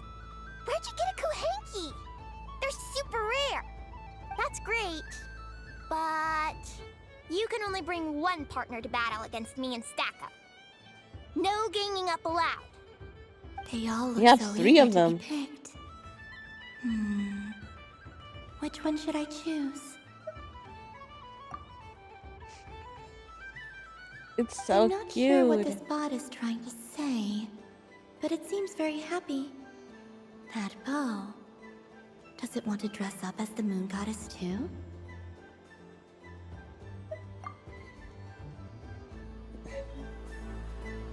Testing! Testing! Oh, this is an emergency broadcast! An exciting battle is about to take place right here at the Nashatown Special Arena! In this corner, we have the Moon Goddess and her robot partner.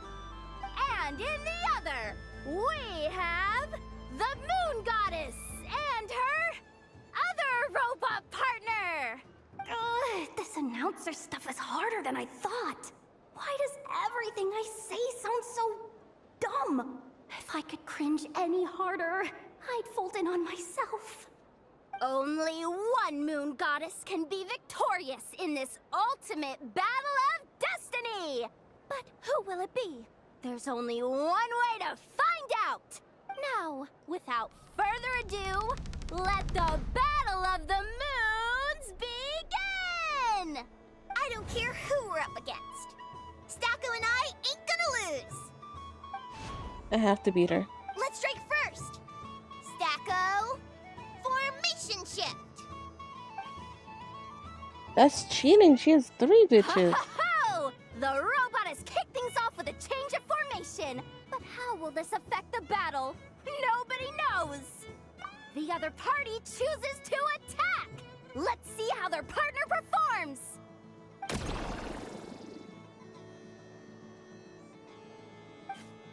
Stacko! The attack lands! And if those sizzling sounds are anything to go by, it was very effective! Okay then. Stacko, maintain formation and enter your empowered state. Empowered state! There we go! Now we're talking! Absorbing the immense Kuvaki present on Moon Prayer Night, this lean, mean machine has greatly increased its offensive power! Oh, they chose defense! But Stacko's about to attack with full force! Is it too little too late? The battle is heating up fast! I'm about to start sweating machine oil over here! Go for it, Stacko. Set Kuvaki to maximum. Can their opponents withstand this blow? And what will this moon goddess do? Don't be afraid. Fight however you wish. Can I fight dirty? And it's the empowered Can I fight to the death? state! Both robots empowered now! The attack comes in, but oh, attacks repelled! Opposites attract, but likes repel. And now you've seen it in action! What a powerful repulsion! The robot crashes into the wall! Can it keep going? No. Stacko! Oh, Stacko is down for the count! Our winner is the Moon Goddess! The slightly taller one, I mean. You did your best, Stacko. I'll take you to Ainos for a checkup right away, don't you worry. I haven't go hear Pokemon battles. Well, you beat me fair and square, I guess. Honestly, I underestimated you. Won't make that mistake again. I think my partner deserves most of the credit. Just you wait. When I'm a little bit older, I'm gonna come back a whole lot stronger. Be ready for a rematch.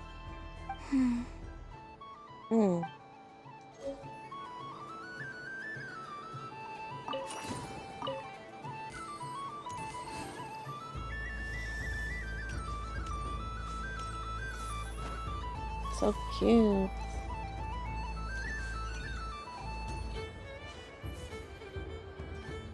Moon Prayer Candy! Beautiful, tasty Moon Prayer Candy! Buy a whole box, share it with your friends and family! Candy? To share? I wonder what flavors everyone would like. Welcome home, Moon Goddess. Fancy a box of Moon Prayer Candy? Sure. I knew you would. Now, what flavor would you like? One of each? I'm not sure. What flavors do you have? Is this for yourself or as a gift? A gift for my friends. Ah, I see. In that case, I'd recommend apple, lockaberry, or midsummerberry. Those are the most popular. Do you have nocturnal blossom flavor? Huh. I've seen couples give those as gifts before, but I did not know they were edible. No? Okay then. Moonfall silver? You did say this was for friends, right? Maybe smetana then. Hey, now that's a creative idea! I've never tried it before, but if you're happy to wait, I can see about whipping up a batch on the spot. While we're at it, you got any other ideas? Green grass, Gileki, extra strong coffee, Calamina describes the flavors that come to mind. The scent of started candy soon draws over the nearby children, who excited for my line. Before long, everybody's brainstorming new ideas of flavors. Smoked fish steak, berries, and fried mead. Rain-soaked moonberry blossoms. The sole owner of a pair with expanded gazes on every side. Lacy scores are free, and colorful candies are placed in the box, one after the other. Here you go. Every flavor you asked for is in there. Thank you. I should be the one thanking you! You brought me a whole bunch of new business. It's like a genuine blessing from the Moon Goddess. I hope you and your friends have a lovely night.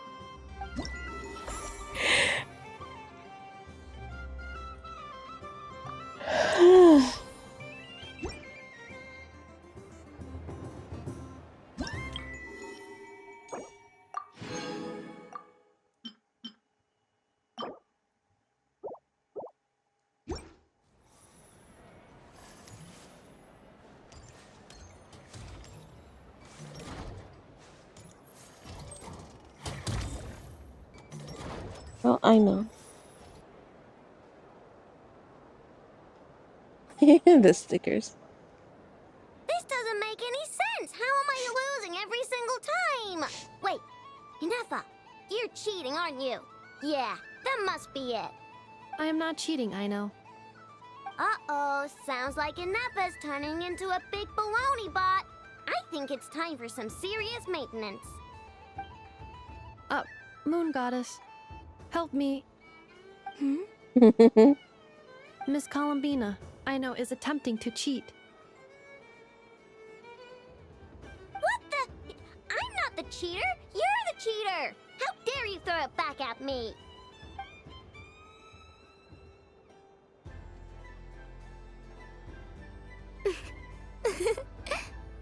Alright, fine. Let's all laugh at Aino.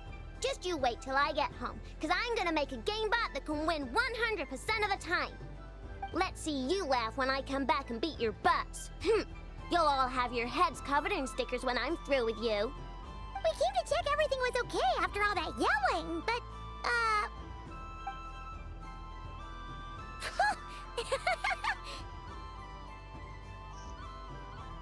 Whatever it is, it sounds like cheating is allowed. Kuhenki concentration. Each player starts with differently colored kuhenki. Each round, they draw one kuhenki from their opponent. When a player has two kuhenki of the same color, they make a pair and can be discarded. Any that can't form a pair must be kept. The round ends when a player can't form any more kuhenki pairs, and that player gets a sticker. ooh, can 4 people play as well? That is fine, so long as the turn order is fixed beforehand. Alrighty then. fun. In that case, the two of us will join as one team. Okay, but if you lose, you're both getting stickered. I don't want to hear any excuses. Sure. And if we win? If you win, only one of you gets to sticker someone else. I have taken to calling this. I know logic. Hey, lay off me, alright? Okay, so we're starting the game from scratch again, which means all my stickers so far don't count. Looks like Luanatar is the Kuhenki of honor for this game. Anyway, let's go clockwise, starting from Inafa.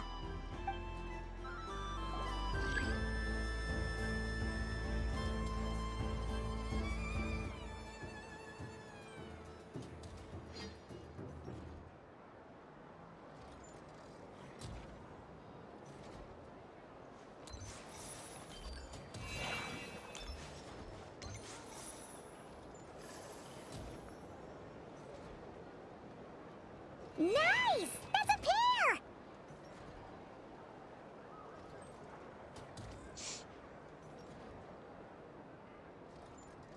Go, go, fly!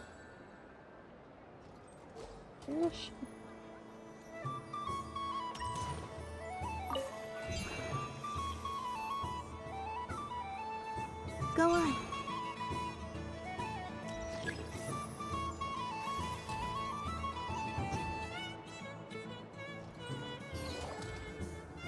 I have a pair.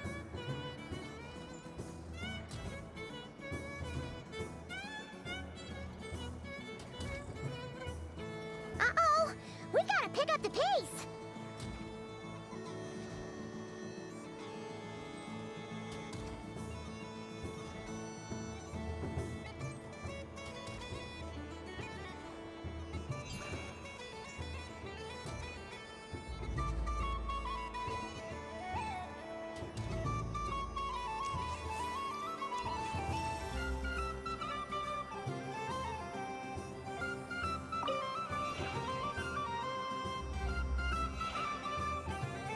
I win.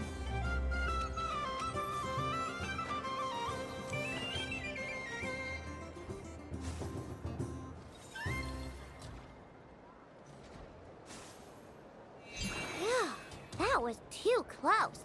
I thought I was gonna lose. Good luck, everyone. Aw, we're out!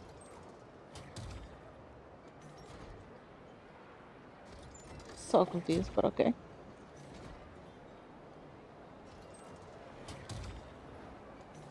Let me pick a good one. What's it gonna be? You're looking very pleased with yourself there. What happened to being a huge Grumposaurus? I won. Duh.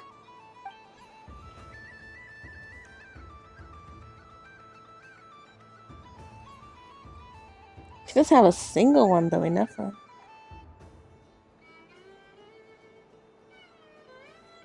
Oh, me again?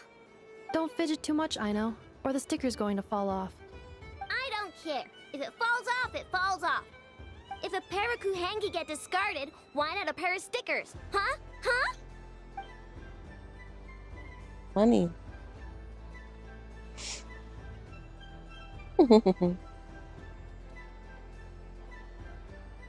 Enough.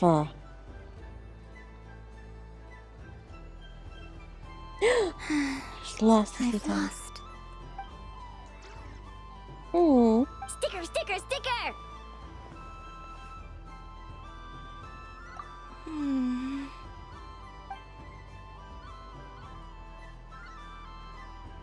Cute! You think so? Shame. I can't see it for myself. What did Luanatar say? She said it looks so cute that she wants me to lose a few more rounds.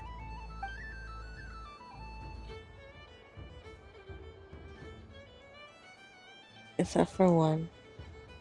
Who put these stickers on Paimon's eyebrows? Ugh, she can barely see! Alright, now, I think we got enough evidence to prove that there's a serious problem here. Agreed. Yes, I agree as well. The culprit is... Ineffa! Culprit? What did I do? Quit acting dumb, Ineffa! You're not wriggling your way out of this one. I've been watching you. Not only did you remember whose side Luanatar started at, but every time someone drew a Kuhenki, you were logging it and calculating every last possibility. Which Kuhenki pairs were gone, who had what color Kuhenki in their hand, even our facial expressions. You were keeping track of it the entire time. Exactly! What I know said! Putting aside the fact that running calculations is not against the game rules, do you have any evidence to support your allegations? But that's not against the rules either. So she admits it. She certainly does. Alright, everyone grab a sticker. It's time to get Ineffa back. But... Take that!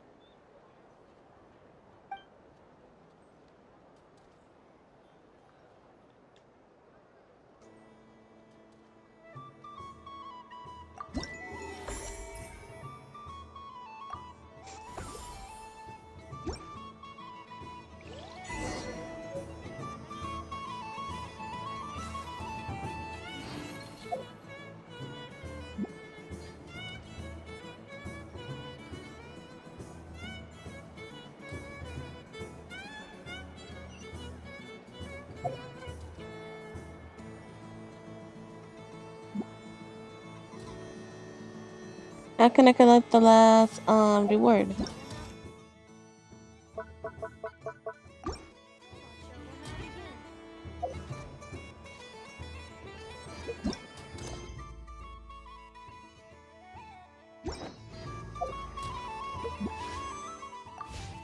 What's the wish?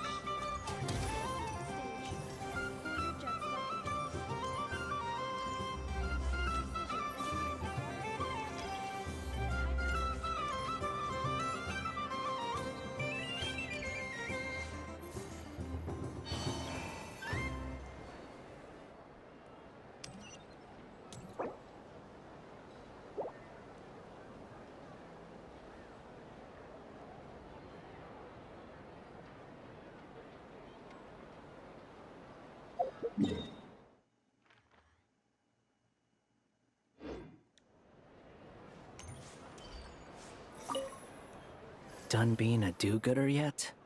Thanks for coming here with me, Hat Guy. Are there any games you'd like to play? It's your turn to pick. I'll come with you. Why does that hamster think you've grown up? You haven't changed at all. I know you don't mean that. You're just taking the opportunity to make fun of me, aren't you?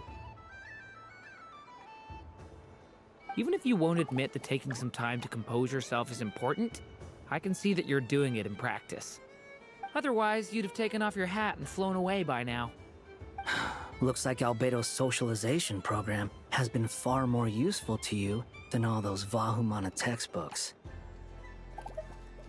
I thought you'd actually spend your precious time doing something more worthwhile. Everyone has to take one? Well, fine. I'll take mine.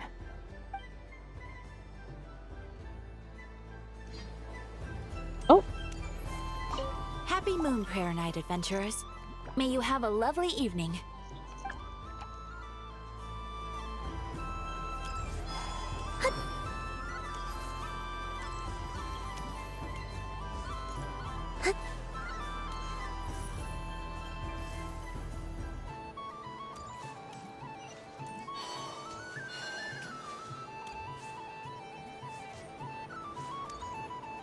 I hope it auto-collected then. Traveler. Hey there, Columbina! Are you done checking out the festive amusements already? Are you sure you don't want to look around some more? You might not get another opportunity like this for a while. Right now, what I'd like to do is...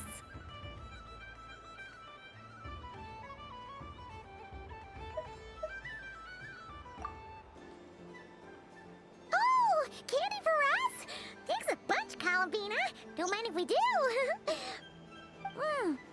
Whoa! This one's intense. But it's so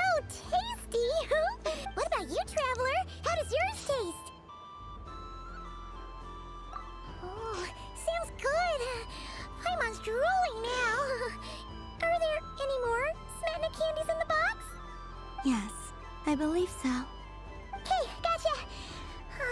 Let's see.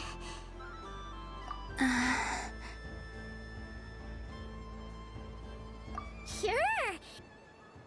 This one, and yep, this one looks right too. Okay, that's 3. Here we go. 1 per person. It's so sweet.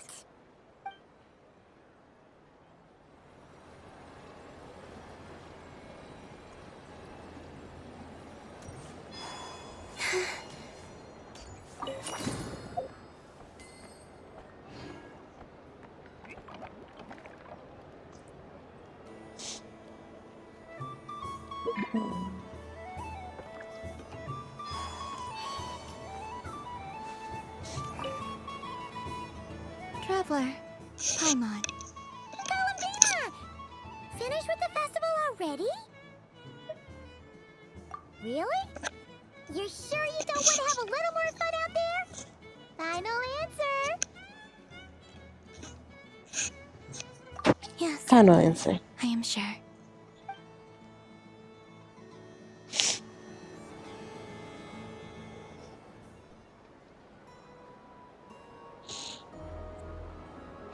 This was the most fun I've ever had on a moon prayer night.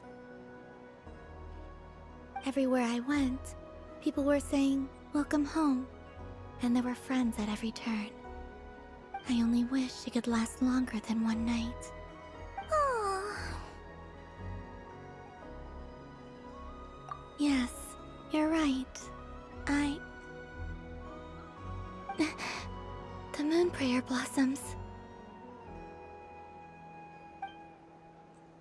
Ooh, look! Look! Moon Prayer Night is here!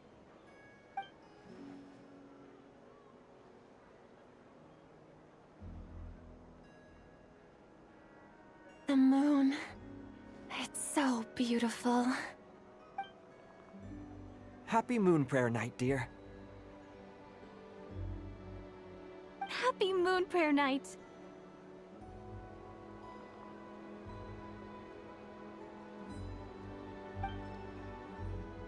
Happy Moon Prayer Night.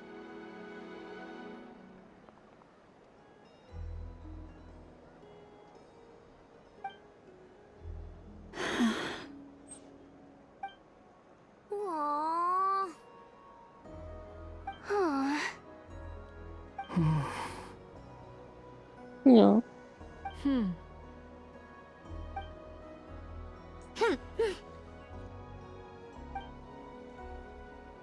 Time flies when you're having fun.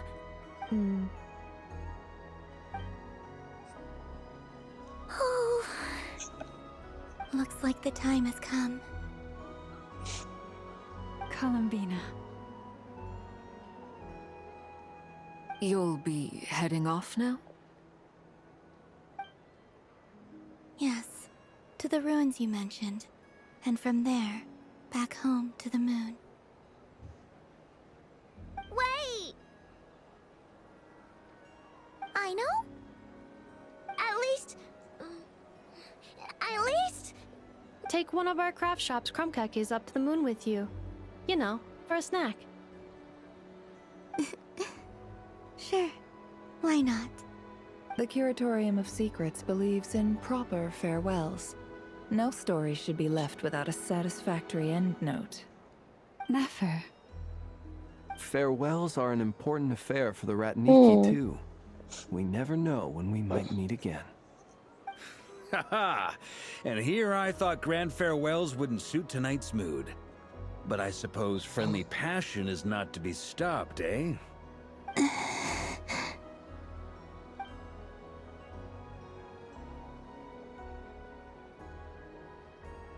Oh, the whole gang is here. Made a little something for you, Columbina. Ta-da! What is it? A Moon Prayer Night greeting card with drawings by all of your friends.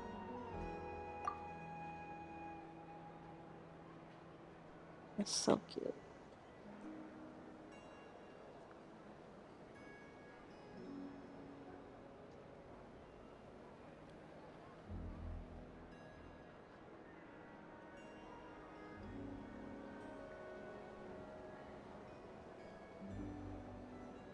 fucking Flint is hilarious. You did mention that you'd like a portrait done, so I took the liberty of creating one for you. All right. I, meanwhile, did the portrait of Mr. Albedo, and Mr. Varka did the same for me.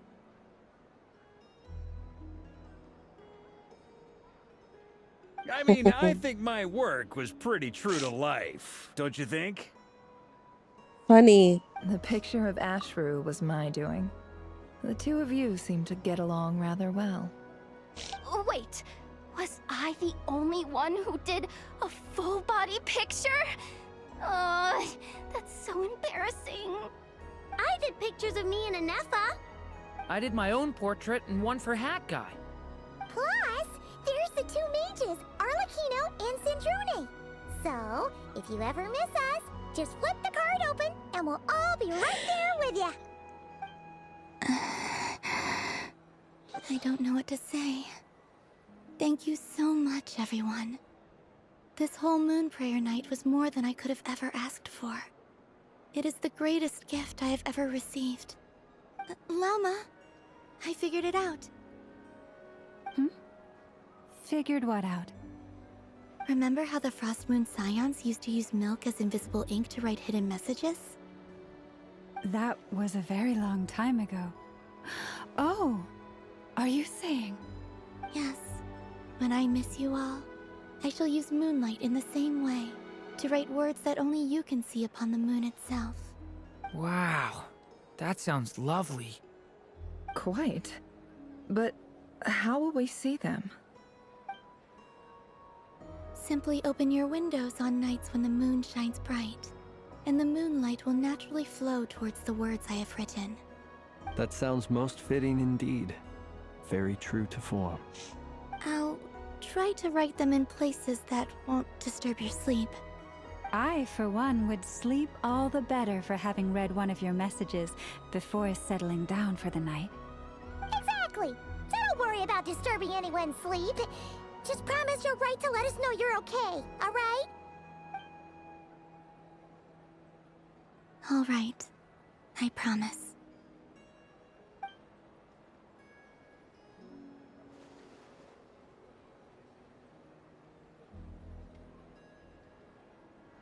In that case, Columbina, are you ready? I'm ready. Very well. Let's go.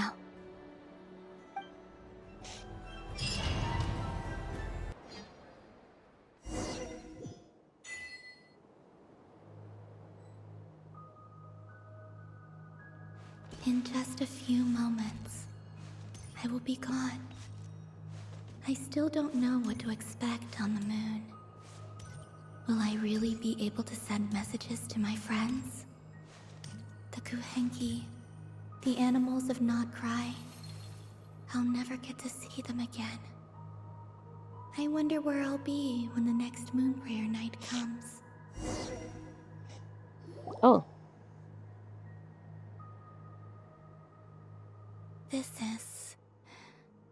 This is where the people of Hyperborea used to communicate with the moons.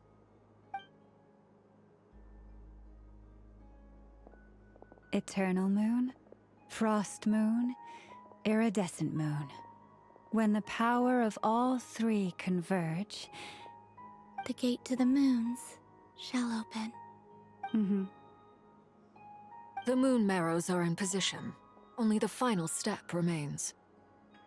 I'm sure Nasha Town is livelier than ever at this moment.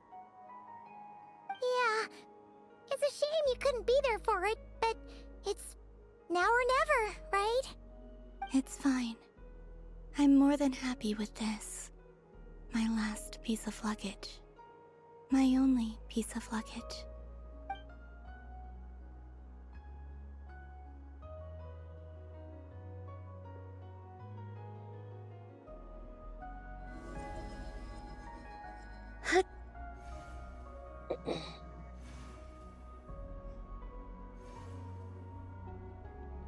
I can already feel the moon calling to me.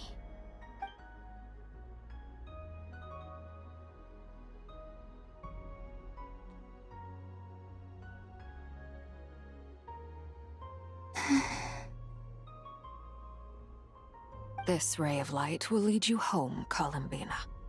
From now on, we will at last have a reason to pray to the true moon.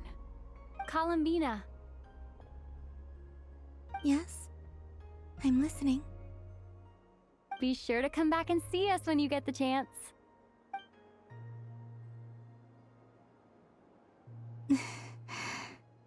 Of course. But if that chance doesn't come, then remember that you have friends on this planet. People who will miss Columbina. Yes, I will. Thank you for everything you've done for me. And remember, come night or day, the moonlight shall always connect us. Well then, farewell, my friends.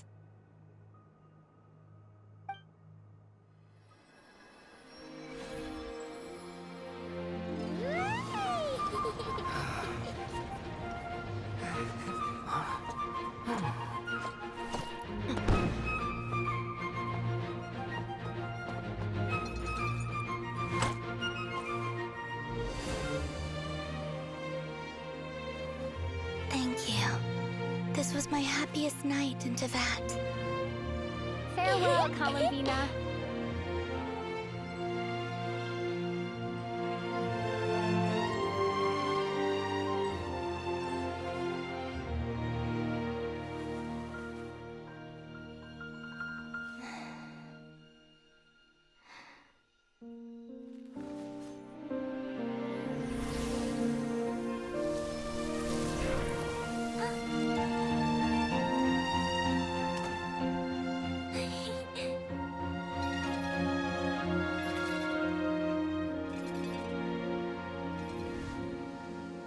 Oh, that was Alice calling Doran. The moon really is closer than ever tonight.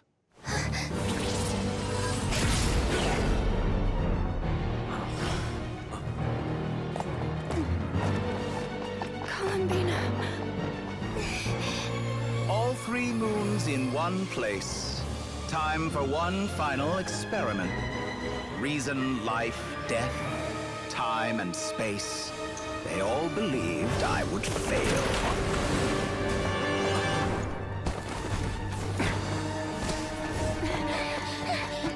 How could this happen?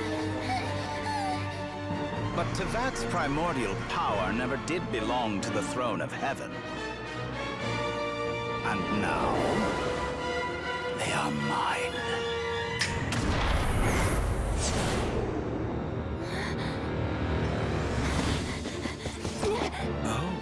Fuck yeah.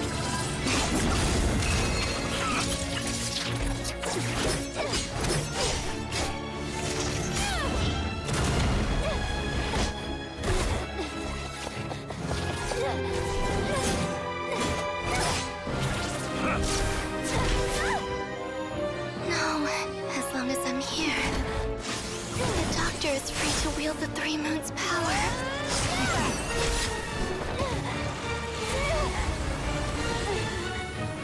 It's the only way.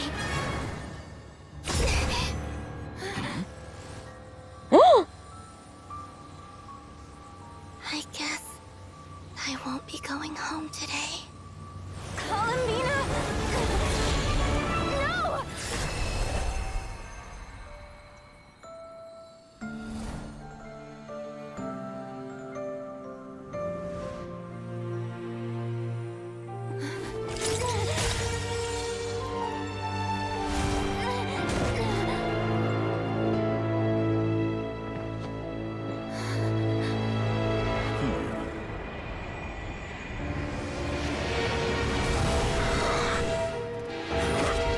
Stubborn world, do not try to control me.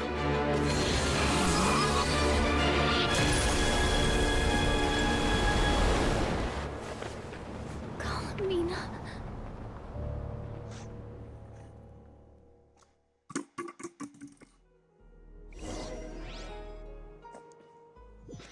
Yeah, I had a feeling something was gonna happen.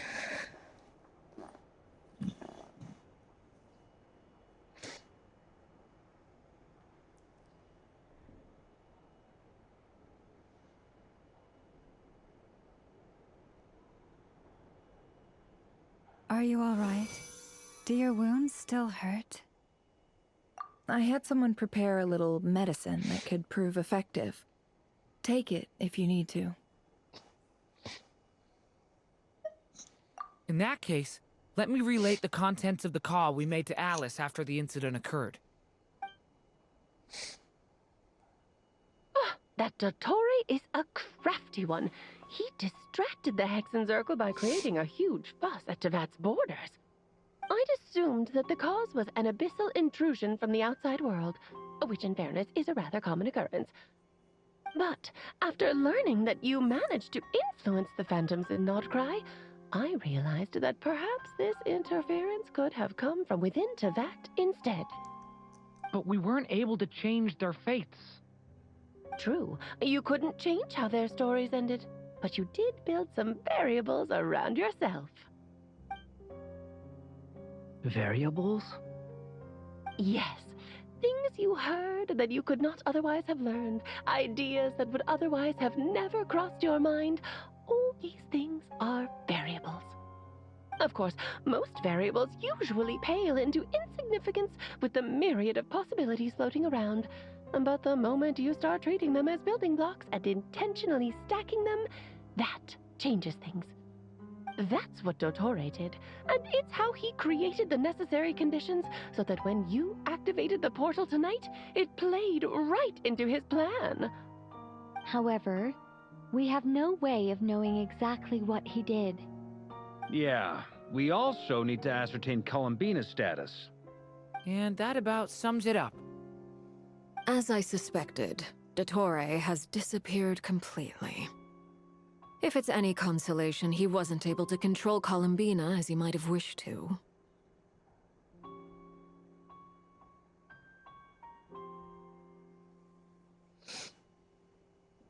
Oh no!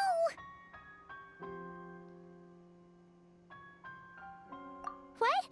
She did what? All we saw was Dottore appeared and used some kind of power. The next thing we knew, he and Columbina were gone, and you were falling into the sea. He stopped time or something.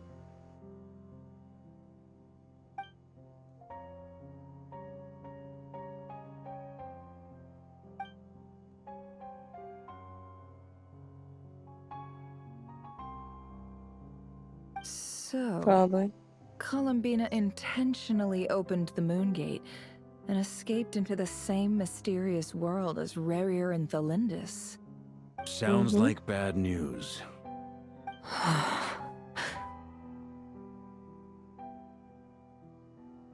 What has been laying low this whole time. It was by telling he could have Seen in that way, the Trilunar Syzygy and Rerir's emergence, Dottore might have been pulling the strings in both cases. According to Miss Alice, he is attempting to transcend his destiny and finish an experiment that only a god might complete. An utter lunatic. Wait a sec, where's Hat Guy? Seems like he'd want to be here for this. He took off with the Dodo communication device after we spoke to Alice. He said he had a hunch that he wanted to investigate by himself. The look on his face was terrifying. I've never seen him like that before. And Griff was certain Feather was the one stabbed despite his blessing. Honestly, I've never seen one. Hat Guy! I went to look for the Hyperborean phantoms again. I think I've gotten to the bottom of it. I got them to talk to Nicole on the other end of the communications line. Turns out, the history they describe is different from how Nicole remembers it. Really? But how? Surely Nicole can't have been wrong. Because the phantoms are the ones who are deceived. They speak of a savior who appeared in their history. One who never should have existed. This savior promised to create a new moon within the false sky, and even bring back their moon goddesses. Foolishly, That's the one they're talking they about believed him. in him, and told him everything he wanted to know about the moons. It's obvious that this was Dottore's doing.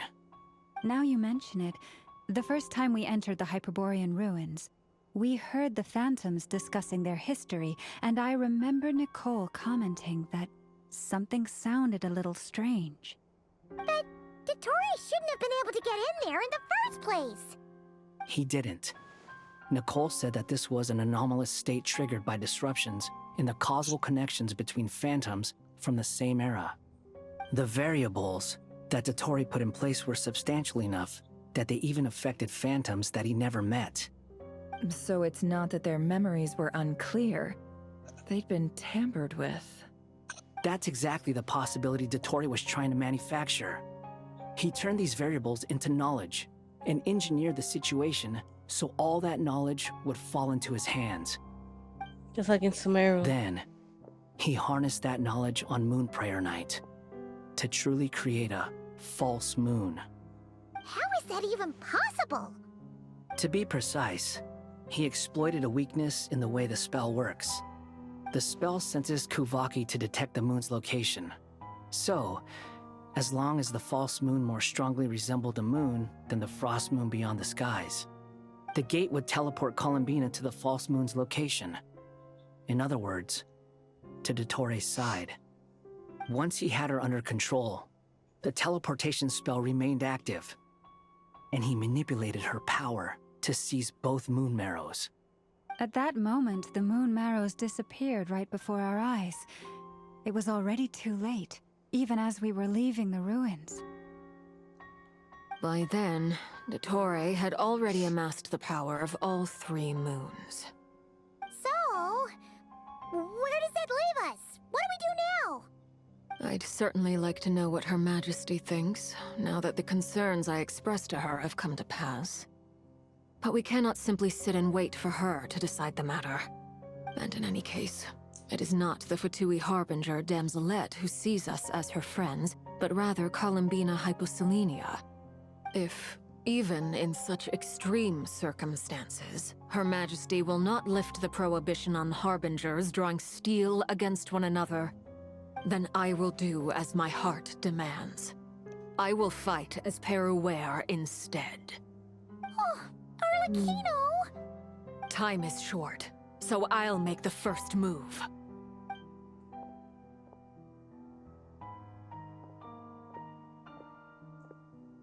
Whew. Even Arlecchino seems to be losing her cool now.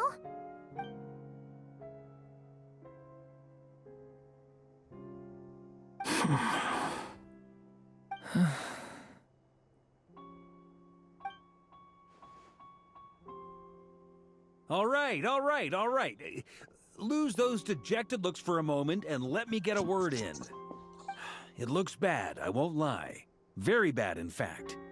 So Dottore's pulled some real dirty tricks to gain the upper hand. For now.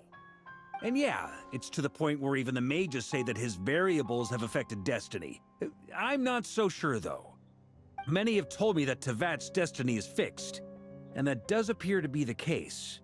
Well, what makes Dottore so sure he'll be the exception? And since he was able to stack these variables up, who's to say we can't do the same? You of all people should not be discouraged, traveler from afar. This isn't over yet. And you're not alone in that. Everyone here does, whether they've spoken thus far or not. But none of us are the type to sit back and wait for the sun to shine again. That's exactly how a knight should roll. If they knock you down, you get back up and get back in it. Don't forget, Honorary Knight, you're a legitimate member of Mondstadt too. Mark is right. This is far from over. Dottore's already way overdue a butt-kicking given his past shenanigans. And after this, he's earned himself a double dose. That's what I'm talking about. How's everyone else feeling? I'll use Kuvaki to investigate Columbina's whereabouts. I am not ready to give up either. Leave the intel gathering to me. Whatever happens within Nodcry's borders, when the Curatorium of Secrets wants to be in the know, we always find a way. Aino and I will do all we can to support you. We will attempt to reverse engineer Dottore's actions and seek a breakthrough that way. Alice and Nicole are busy dealing with an emergency at Tevat's borders, so they can't return just yet. But they're both very angry about this. They've asked Albedo and me to act on the Hexen Circle's behalf and do everything in our power to fight back against Dottore. Are you You ready make then? enemies We're going everywhere. to have to conduct a lot of research, even in the early stages. I'll do my best. As for me, I'm pretty familiar with Dottore's way of doing things, so I can try to predict his next move. I'll help with your investigation. Nice! Looks like we have our basic division of labor. I'll get in touch with Flints and Eatlua, get them to have a chat with their Starshiner. It couldn't hurt to bring the Lightkeepers on board as well. At the same time, I'll pass on instructions to the Knights present in Nodcry to assist the Lightkeepers and other organizations in ensuring the safety of those living here. Yeah, we'll show him. That's it then. Good luck, everyone.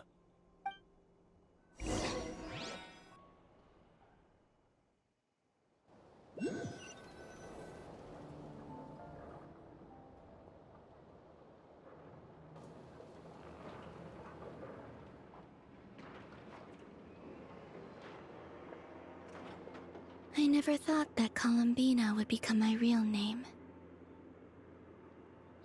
It went from being a Fatui code name to something my friends call me.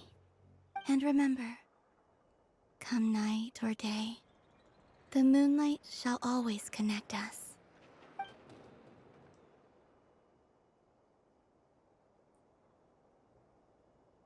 Is she gonna see a message?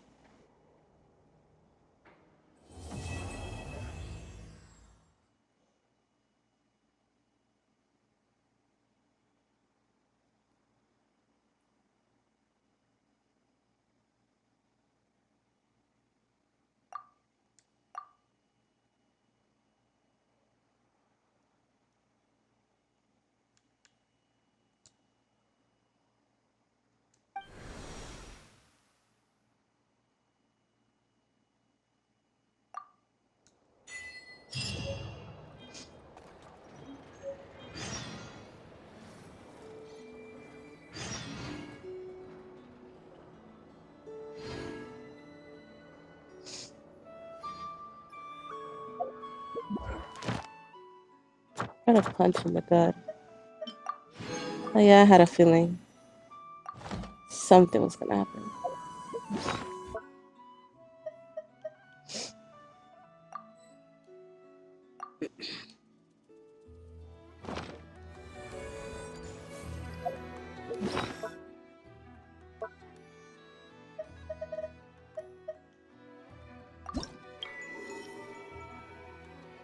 Oh.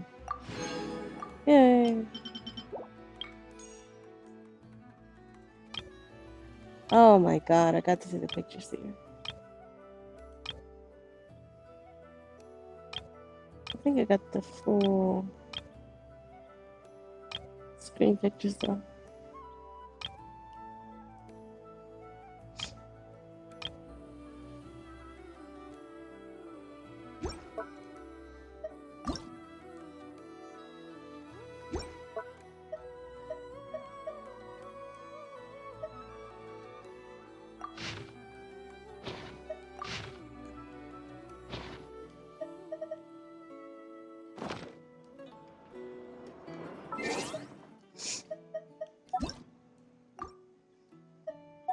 Okay, until next time then.